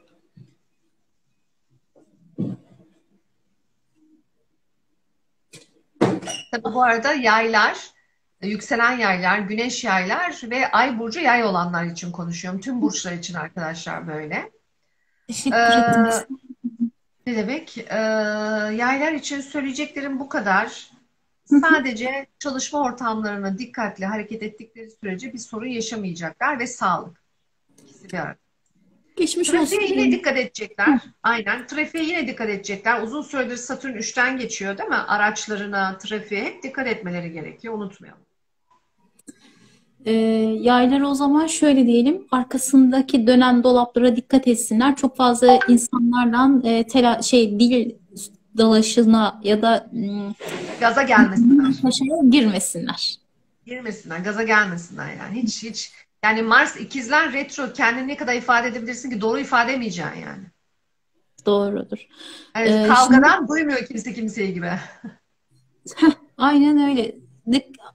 Susmak, sükût orucunun yapılması Aynen. gereken en güzel zamanlardan bir tanesi açıkçası. Kesinlikle. Şu Mars'ın retrolu olduğu dönem. Aynen. Şimdi Oğlaklar. Oğlaklara geldik. Oğlaklar sosyal çevreyle alakalı böyle tamamlamadıkları, başlarını ağrıtan e, zorlu konular var. İşte bazı sosyal medya grupları diyelim, dernekler, vakıflardaki üyelikler, bunların hepsini düzenlemek istiyorlar. Hepsinden e, çıkmak istedikleri varsa çıkacaklar, bir düzenleme yapacaklar orayla alakalı. Sonra Hı. tutulmayı da aşk alanında yaşıyorlar. Aşk, çocuklar, hobi alanında bir tutulma yaşayacaklar. Bu yaşadıkları tutulma aynı zamanda ilişkilerini de, evlilik ve ortaklıklarını da etkiliyor. Ay orada çünkü. Yani demek ki ciddi ilişkilerini ciddiyete getirebilirler. Yüzük takabilirler.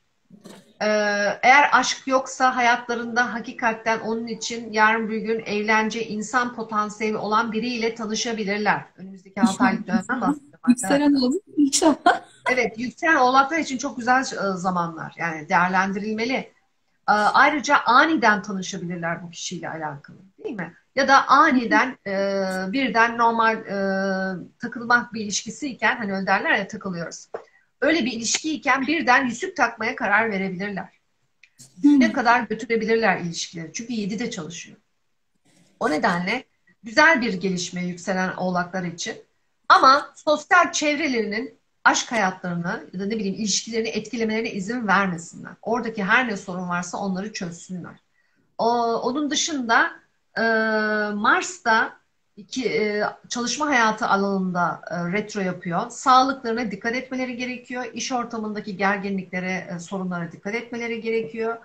E, Ayrıca çocukları varsa, mesela evliler diyelim, hani bekardan bahsettik. Çocukları varsa çocuklarıyla ilgili güzel gelişmeler yaşayabilirler. İşte çocukları istedikleri sınavı kazanabilir, güzel bir okula gidebilir, işte yurt dışında çocuğunun eğitim fırsatı olabilir vesaire gibi çocuklarıyla ilgili güzel gelişme yaşayabilirler. Evliler, çocukları yok, anne baba olmaya karar verebilirler. Ani İnşallah. Gitti. Bir saniye.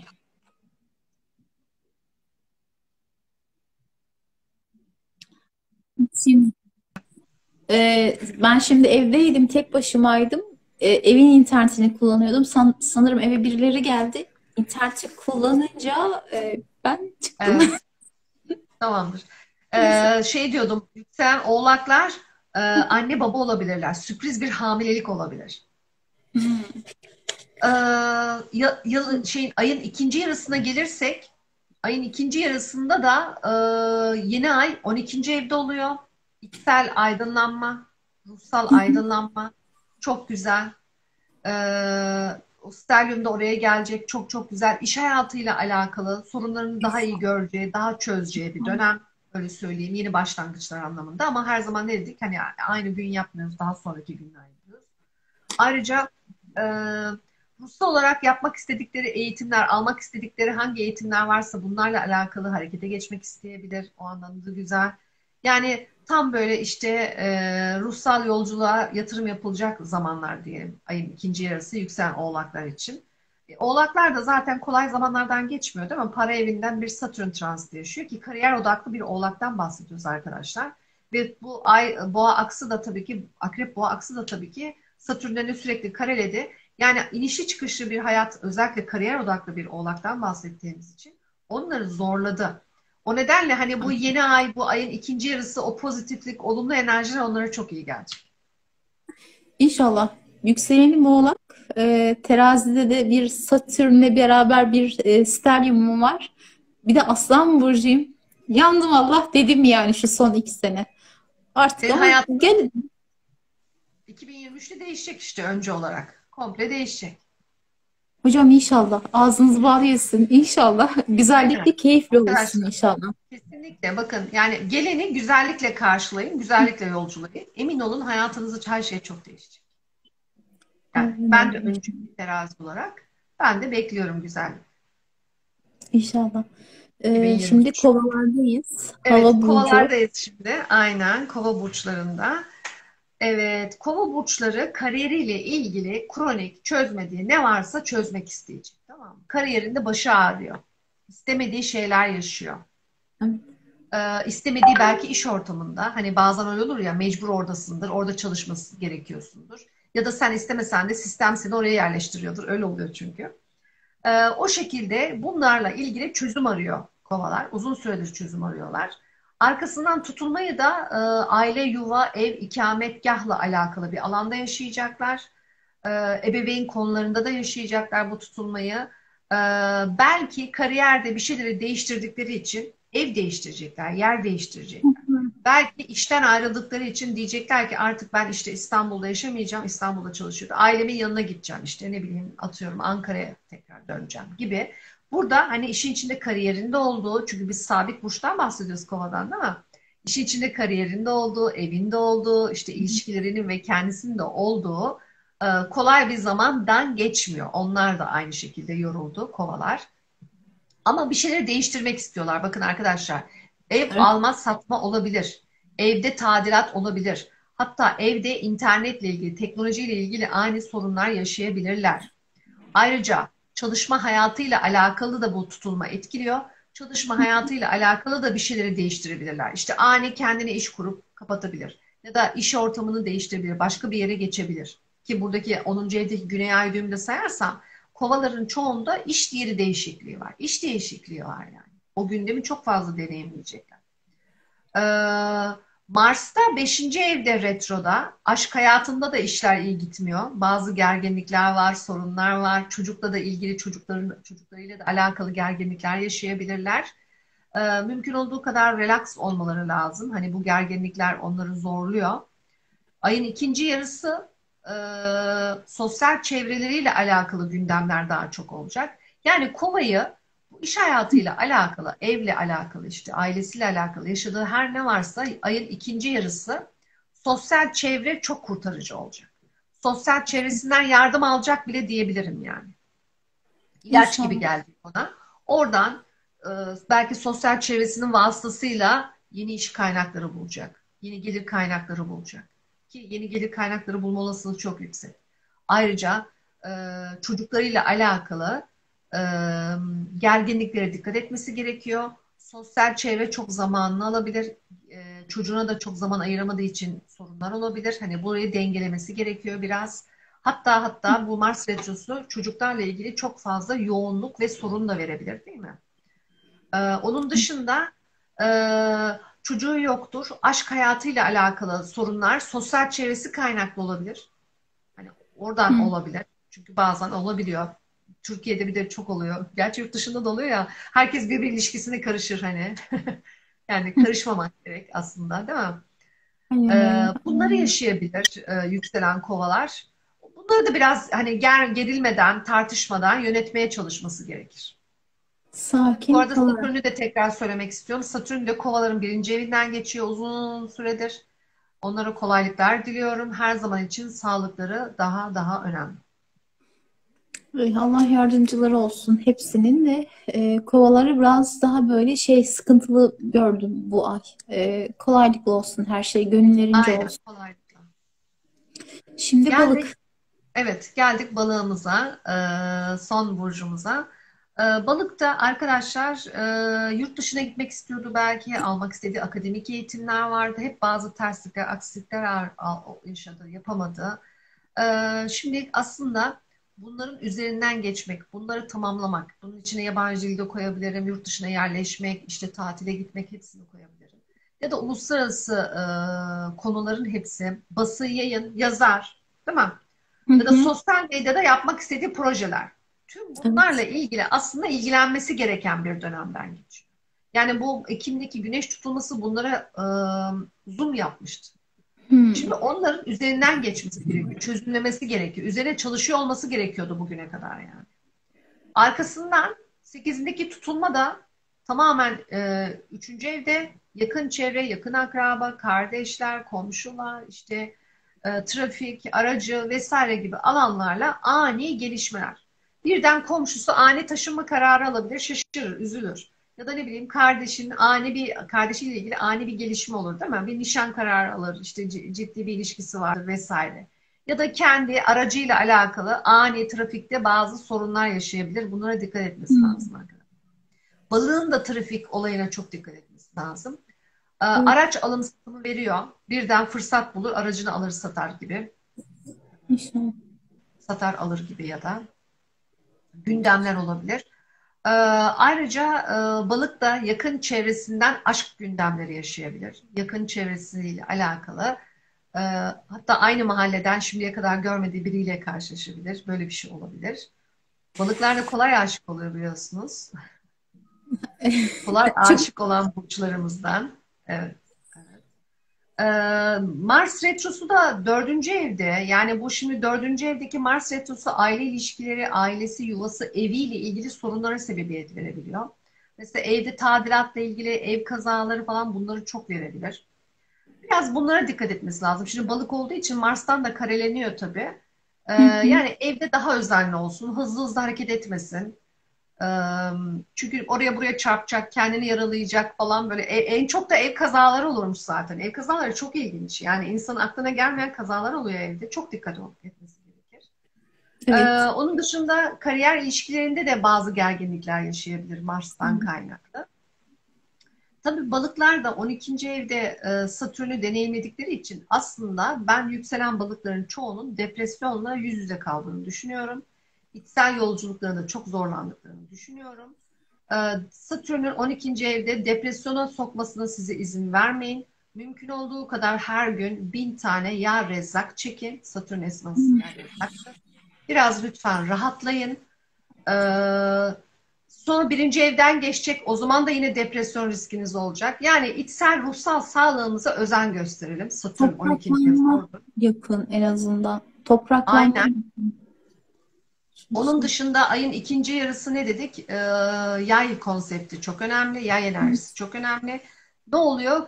Bu sefer balığın ikinci yarısı kariyer fırsatları oluyor. Hmm. Yani çok güzel kariyer fırsatları yakalayabilir. Kariyerinde güzel gelişmeler olabilir.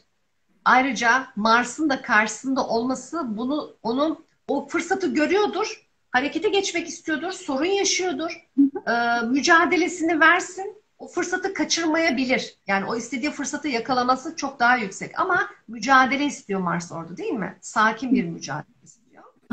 Sorun çıkartacak arkadaşlar. Siz aynı yere 2 kere başvurursunuz, CV'niz kaybolur. Üçüncüde başvurursunuz, olur gibi düşünün. Ama hani Yay burcundaki yeni ay hakikaten kariyerle ilgili güzel fırsatlar veriyor. Jüpiter de destekliyor oradan zaten. Fırsatı kullanmalarını istiyorum. İnşallah. Hani şey dedin ya az önce Meral, eğer o depresyonda kalırlarsa önlerine çıkan fırsatı da göremezler. Tabii. Mutlaka sıkıntılı zamanlar Aynen. yaşıyorlardır. Ama hani birazcık artık böyle bir şey, hiçbir şeyin şeyi yok. Yani o kalıcı değil o sıkıntı. Önlerine çıkan fırsatları değerlendirirler inşallah diyorum ben de. İnşallah. Ben bir araya girmek istiyorum. Bakın arkadaşlar, Satürn'ün esması Yağ Rezzak. Yağ Rezzak'la Satürn'ünüzü çok güzel çalıştırabilirsiniz. Tamam mı? O kadar güzel Hmm. çalıştırsın ki ben bunu kendi hayatımda yapıyorum, deneyimliyorum. Ben Satürn'ü çok güzel kullanırım. Transit Satürn'ü muazzam kullanırım. Yani ve esmalarla kullanırım. O nedenle hakikaten lütfen balıklar ya rezzak her gün oturduğu yerde sabit 1.000 tane çeksin. 1000 O tane. zaman bak nasıl çalışıyor. Depresyon kalmıyor yani. Deniyorum. Satürn'üm sıkıntılı bir yerde. Bugünden Dene, itibaren deniyorum. dene. İnşallah. Teşekkür ederim. Biz de bunu arıyorduk biliyor musun? Satürn'ü güçlendirmek için ne yapmamız lazım? Cevap İşte geldi. vakit bu saatmiş. Görüyor musun? Vakit bu saatmiş. Böyle oluyor bu işler. Aynen öyle arkadaşlar. Bundan sonra canlı yayınlarımızda şey yapın, niyet alın. Hani ona göre şifanız geliyor Allah'ın izniyle. Aynen bakalım neler dökülecek, neler gelecek. Kesinlikle arkadaşlar. Ne ihtiyacımız varsa bize gelir. Yeter ki isteyelim.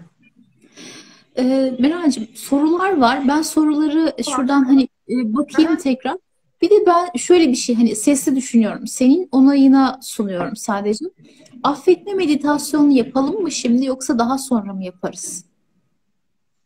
Bir 10 dakika, 15 Sunuma, dakika sürecek mi? Affetme meditasyonu sorulardan sonra yapabiliriz aslında. Tamam. Değil mi? Şimdi lütfen Meral Hanım bizim için de esma söyleyin demiş Hatice Akbayır. Ama Hatice Hanım şeyiniz nedir? Hani burcunuz ya da sıkıntınız nedir? Bunu paylaşırsanız Aynen aynen. e, sevinirim. Bir de Meral arkadaşımız danışmanlık da veriyor. Şöyle demiş Gülçineş. Yay yükselen ikizlerle yeni iş fırsatları ve ortaklık alanlarını nasıl etkiler? E, Yani yaylar için ortaklardan gelecekti. İkizlerden de nereden geliyordu? Şimdi yükselen ikizler dediği için yeni iş fırsatları ve ortaklık alanı. Şimdi ayın ikinci yarısı zaten yeni ay orada oluyor. Ortaklık alanda oluyor. Yani ikizler kesinlikle ayın ikinci yarısını ortaklık anlamında değerlendirebilirler. Çok güzel. Bir de arkadaşlar bakın astroloji evet burç bazlı konuşuyoruz ama her şey burçta dönmüyor. Mesela biriyle bir ortaklık kuracaksan kesinlikle danışmanlık alman lazım. O insanla ortaklığında maddi manevi nasıl ilerleyecek? Kazancınız olacak mı? İlişkiniz nasıl gidecek bu ortaklık? Ayrıca hangi konuda ortaklık yapıyorsun? Hangi saatte o işin imzasını atacaksın? İşte vergi numarasını çıkarttıracaksın vesaire vesaire. Bunların hepsi danışmanlık. Bakın gökyüzü Evet. kalitesi nasıl kullanacağım?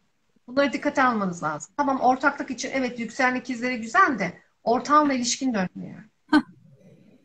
Çünkü orada ortak bir enerji artık işin haritası çıkıyor. Evet.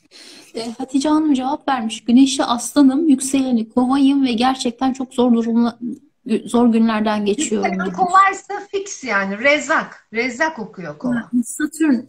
Evet. Aynen. Kesinlikle rezzak okuyor. O zaten aslanı da o aslan güneş de rezzak sayesinde hizaya gelir. Hiç sıkıntı yok. Tamamdır. Ee, Amin inşallah. Haydi inşallah diyor. Güzel günlerden geçsin diyor Hatice Hanım. Bu arada kayıt yaptırır mısınız, yapacak mısınız diye sormuşlar. Evet, tabii ki de kayıt yapacağız. Bir de ayrıyeten hocamızın YouTube'da Meral Yankın Astroloji diye YouTube sayfası var. Oradan da hem sevdiklerinize dinlettirebilirsiniz hem de kendiniz tekrardan dinleyebilirsiniz.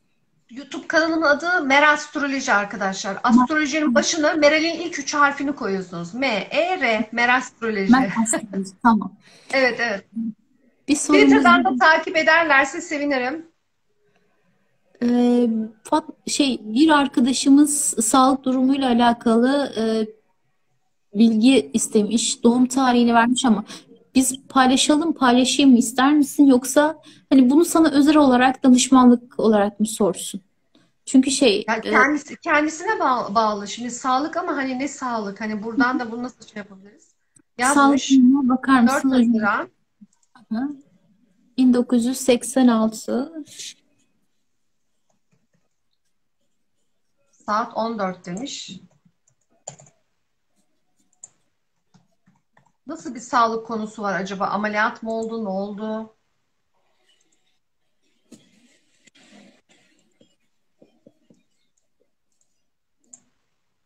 Yükselen terazi mi? Hı hı. Ben de şeyden bakıyorum. 1986 5. Arkadaşlar bu arada ben kanalımda astroloji ile ilgili soru cevap programı yapacağım. Canlı yayın yapacağım. Bu tarz soruları oradan cevaplayacağım. Instagram sayfamı takip ederseniz canlı yayın zamanına denk gelirsiniz. Orada ilişkilerle ilgili, astrokartografi ile ilgili, astrolojinin her dalı ile ilgili soru cevap yapacağım. Şimdi bakıyorum arkadaşımıza sorduğu soruya. Yükselen terazi çıkmış verdiği saate göre.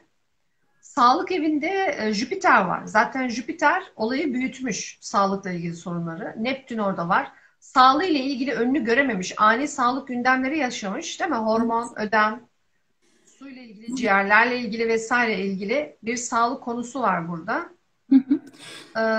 Şöyle söyleyelim. Geçen seneden de olmuş olabilir mi? Çünkü Efendim? ben de sayılarla bir analiz yapmaya başladım. Sağlık Tamam, sorunlarını geçen seneden itibaren deneyimlemiş olabilir mi? Hatta geçen sene değil, bir önceki yıldan itibaren deneyimlemiş olabilir mi? 2023'ten itibaren sağlıkla ilgili çözümlerini buluyor. Bunu da söyleyebilirim. Evet. Evet, evet.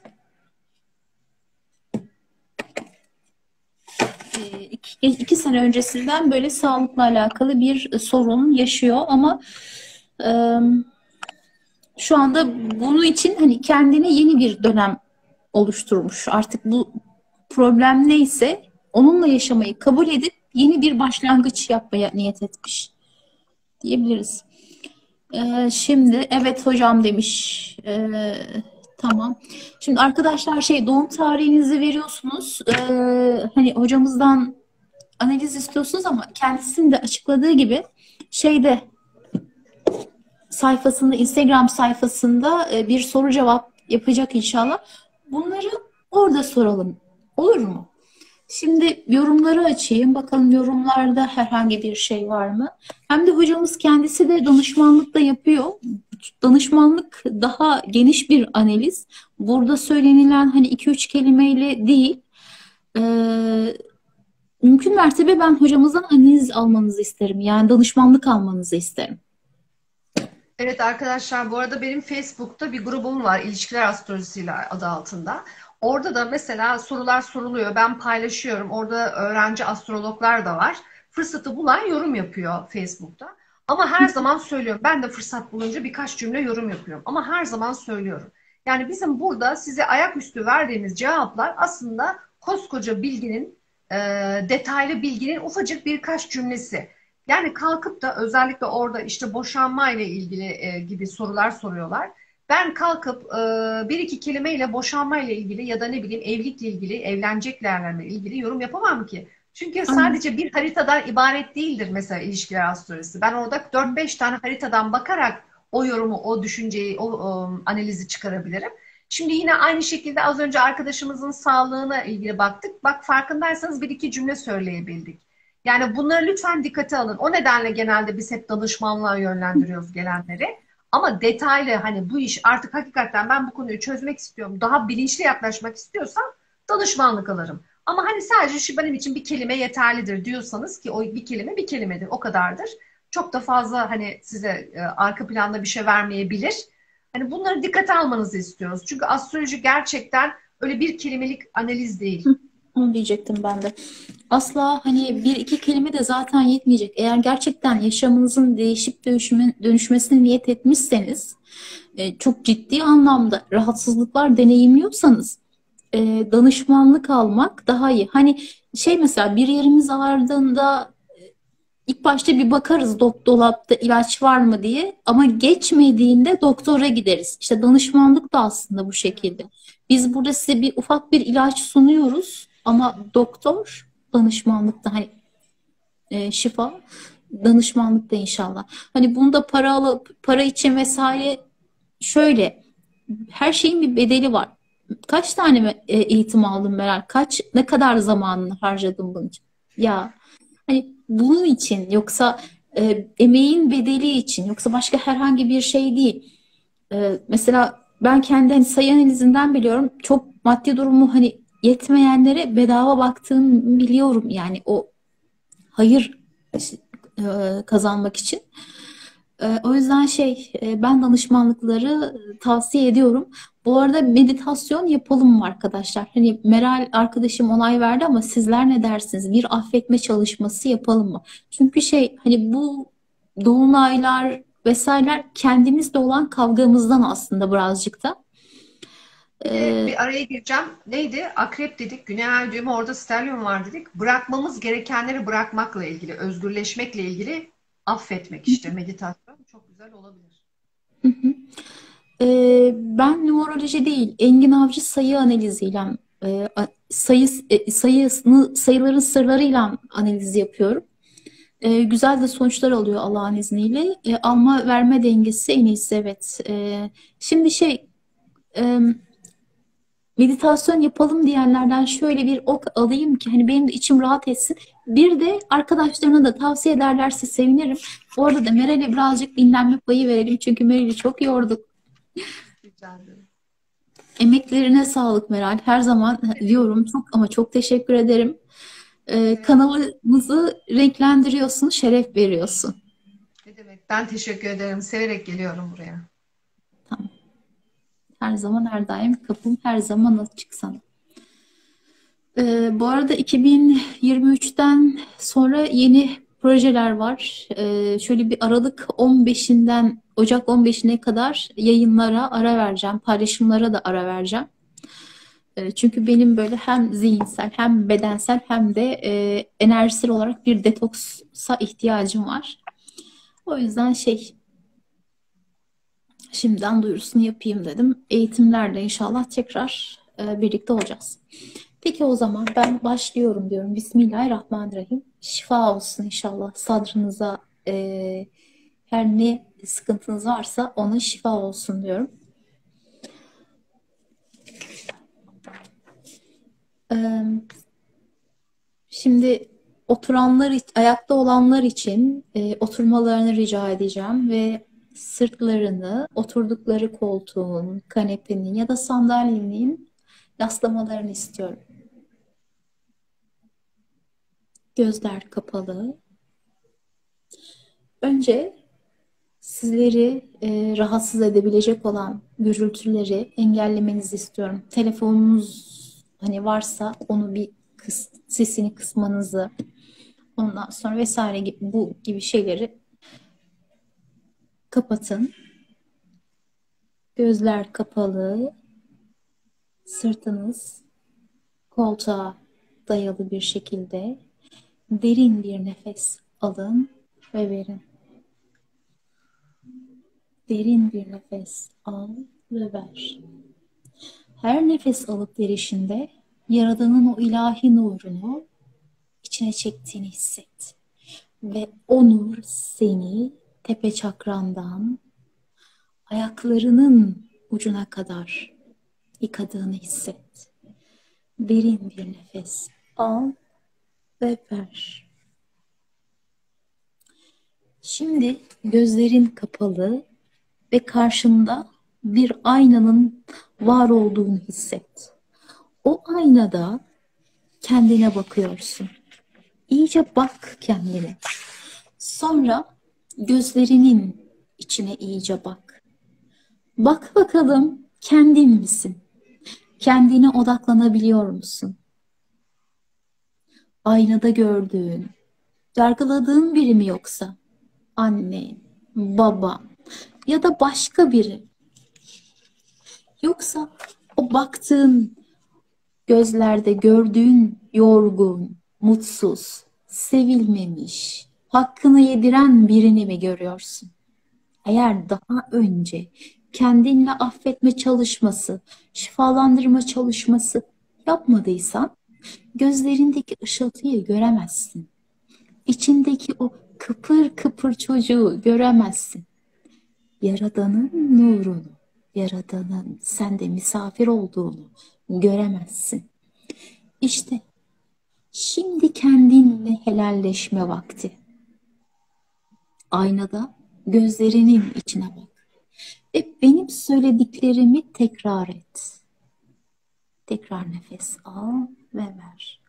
Senden özür diliyorum. Senden af diliyorum. Lütfen, lütfen beni affet.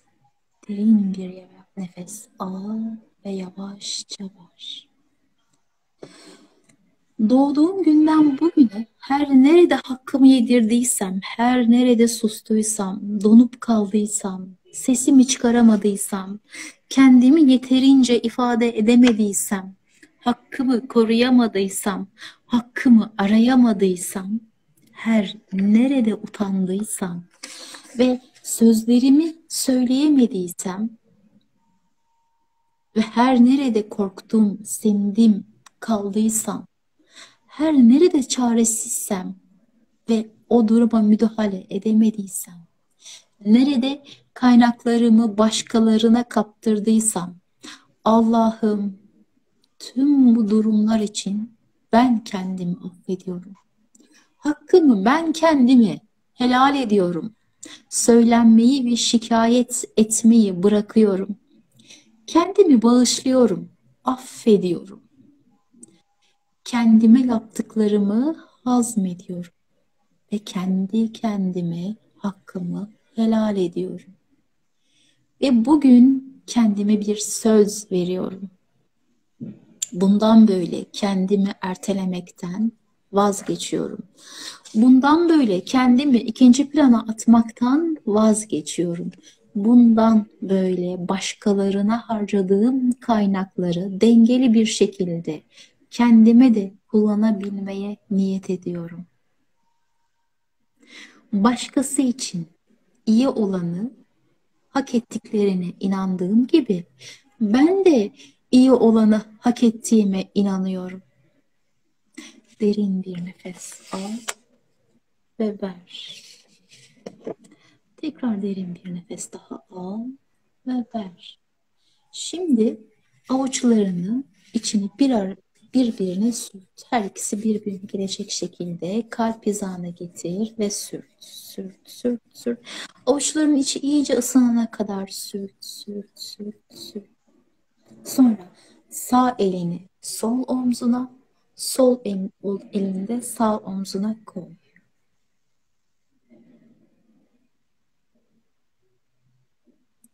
Ve sarıl kendine. İçindeki çocuğa sarıl. Bu dünyadaki en güzel, o en tatlı çocuğa sarıl. Ve ona şunu söyle. Küçük çocuk, hakkını yedirdiğim için lütfen beni affet. Bundan böyle sana söz veriyorum. Hakkını koruyacağım. Derin bir nefes al ve ver. Başkalarına gösterdiğim özeni sana da göstereceğim küçük çocuk. Senin de hayallerini gerçekleştirebilmeye niyet ediyorum. Seni seviyorum ve sana teşekkür ediyorum küçük çocuk. Derin bir nefes al ve ver. Kim ne derse desin bundan böyle önce ben, sonra etrafımdaki herkes. İsteyen istediğini söylesin. İsteyen sen çok değiştin desin. Ben sadece merkezime gelmeye niyet ediyorum.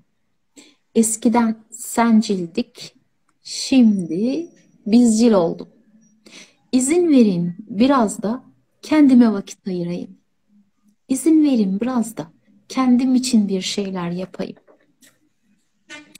Ne dediğiniz artık önemli değil. Bu dünyada ben de varım. Ben kendime hakkımı helal ettim. Kendi kendimi affettim ve bugünden sonra zamanımı, imkanlarımı, fiziksel hareketliliğimi, sağlığımı önce kendim için kullanacağım. Çamura batmış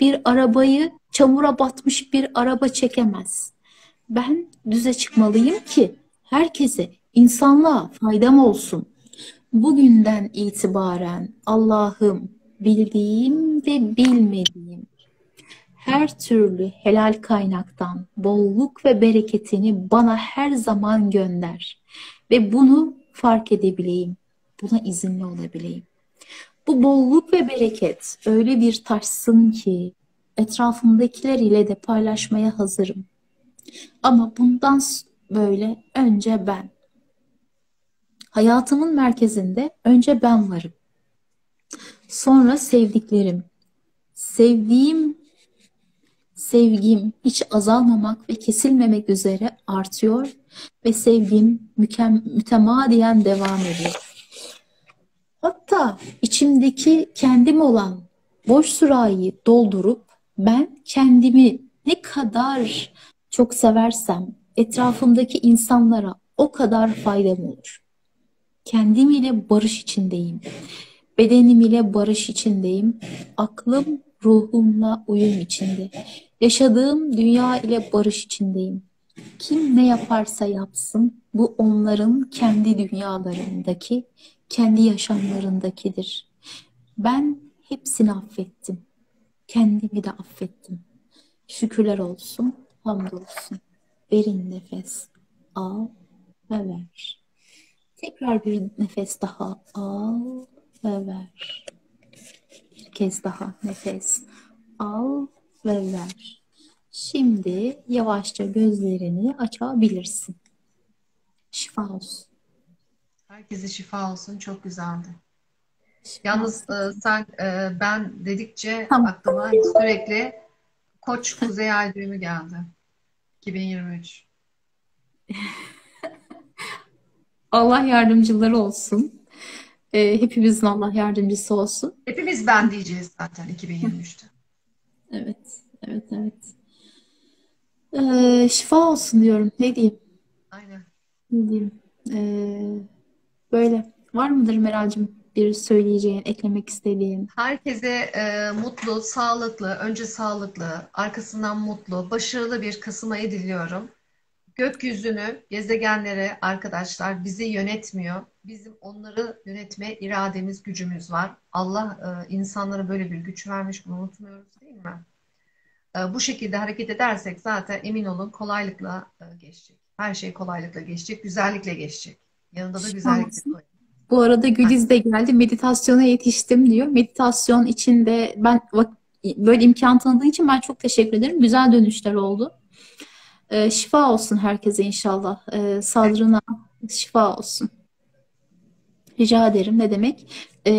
Meral'in YouTube sayfasından takip edebilirsiniz arkadaşlar. Bu Instagram burada da kayıtlı kalacak bir müddet. Evet. Daha sonra şeyden ızgaradan kaldırıp normal süreçte Reels'lerde paylaşacağım. Ama Meral'in astroloji sayfasından tekrar tekrar dinleyebilirsiniz. Sevdiklerinize de paylaşabilirsiniz. Ben hepinize çok çok teşekkür ediyorum. Başta Meral sana çok çok teşekkür ediyorum. İyi ki varsın. Rica ederim. İyi ki sen de Rabbim varsın. Ne demek canım? eyvallah. Sağ olasın, var olasın. Rabbim gönlünün Herkese güzelliklerini sevgiler. yerine nasip etsin. Sağ Amin. olasın. Sağ olasın. Sağ olasın. Görüşmek üzere inşallah. Görüşmek üzere. Sağ olasın.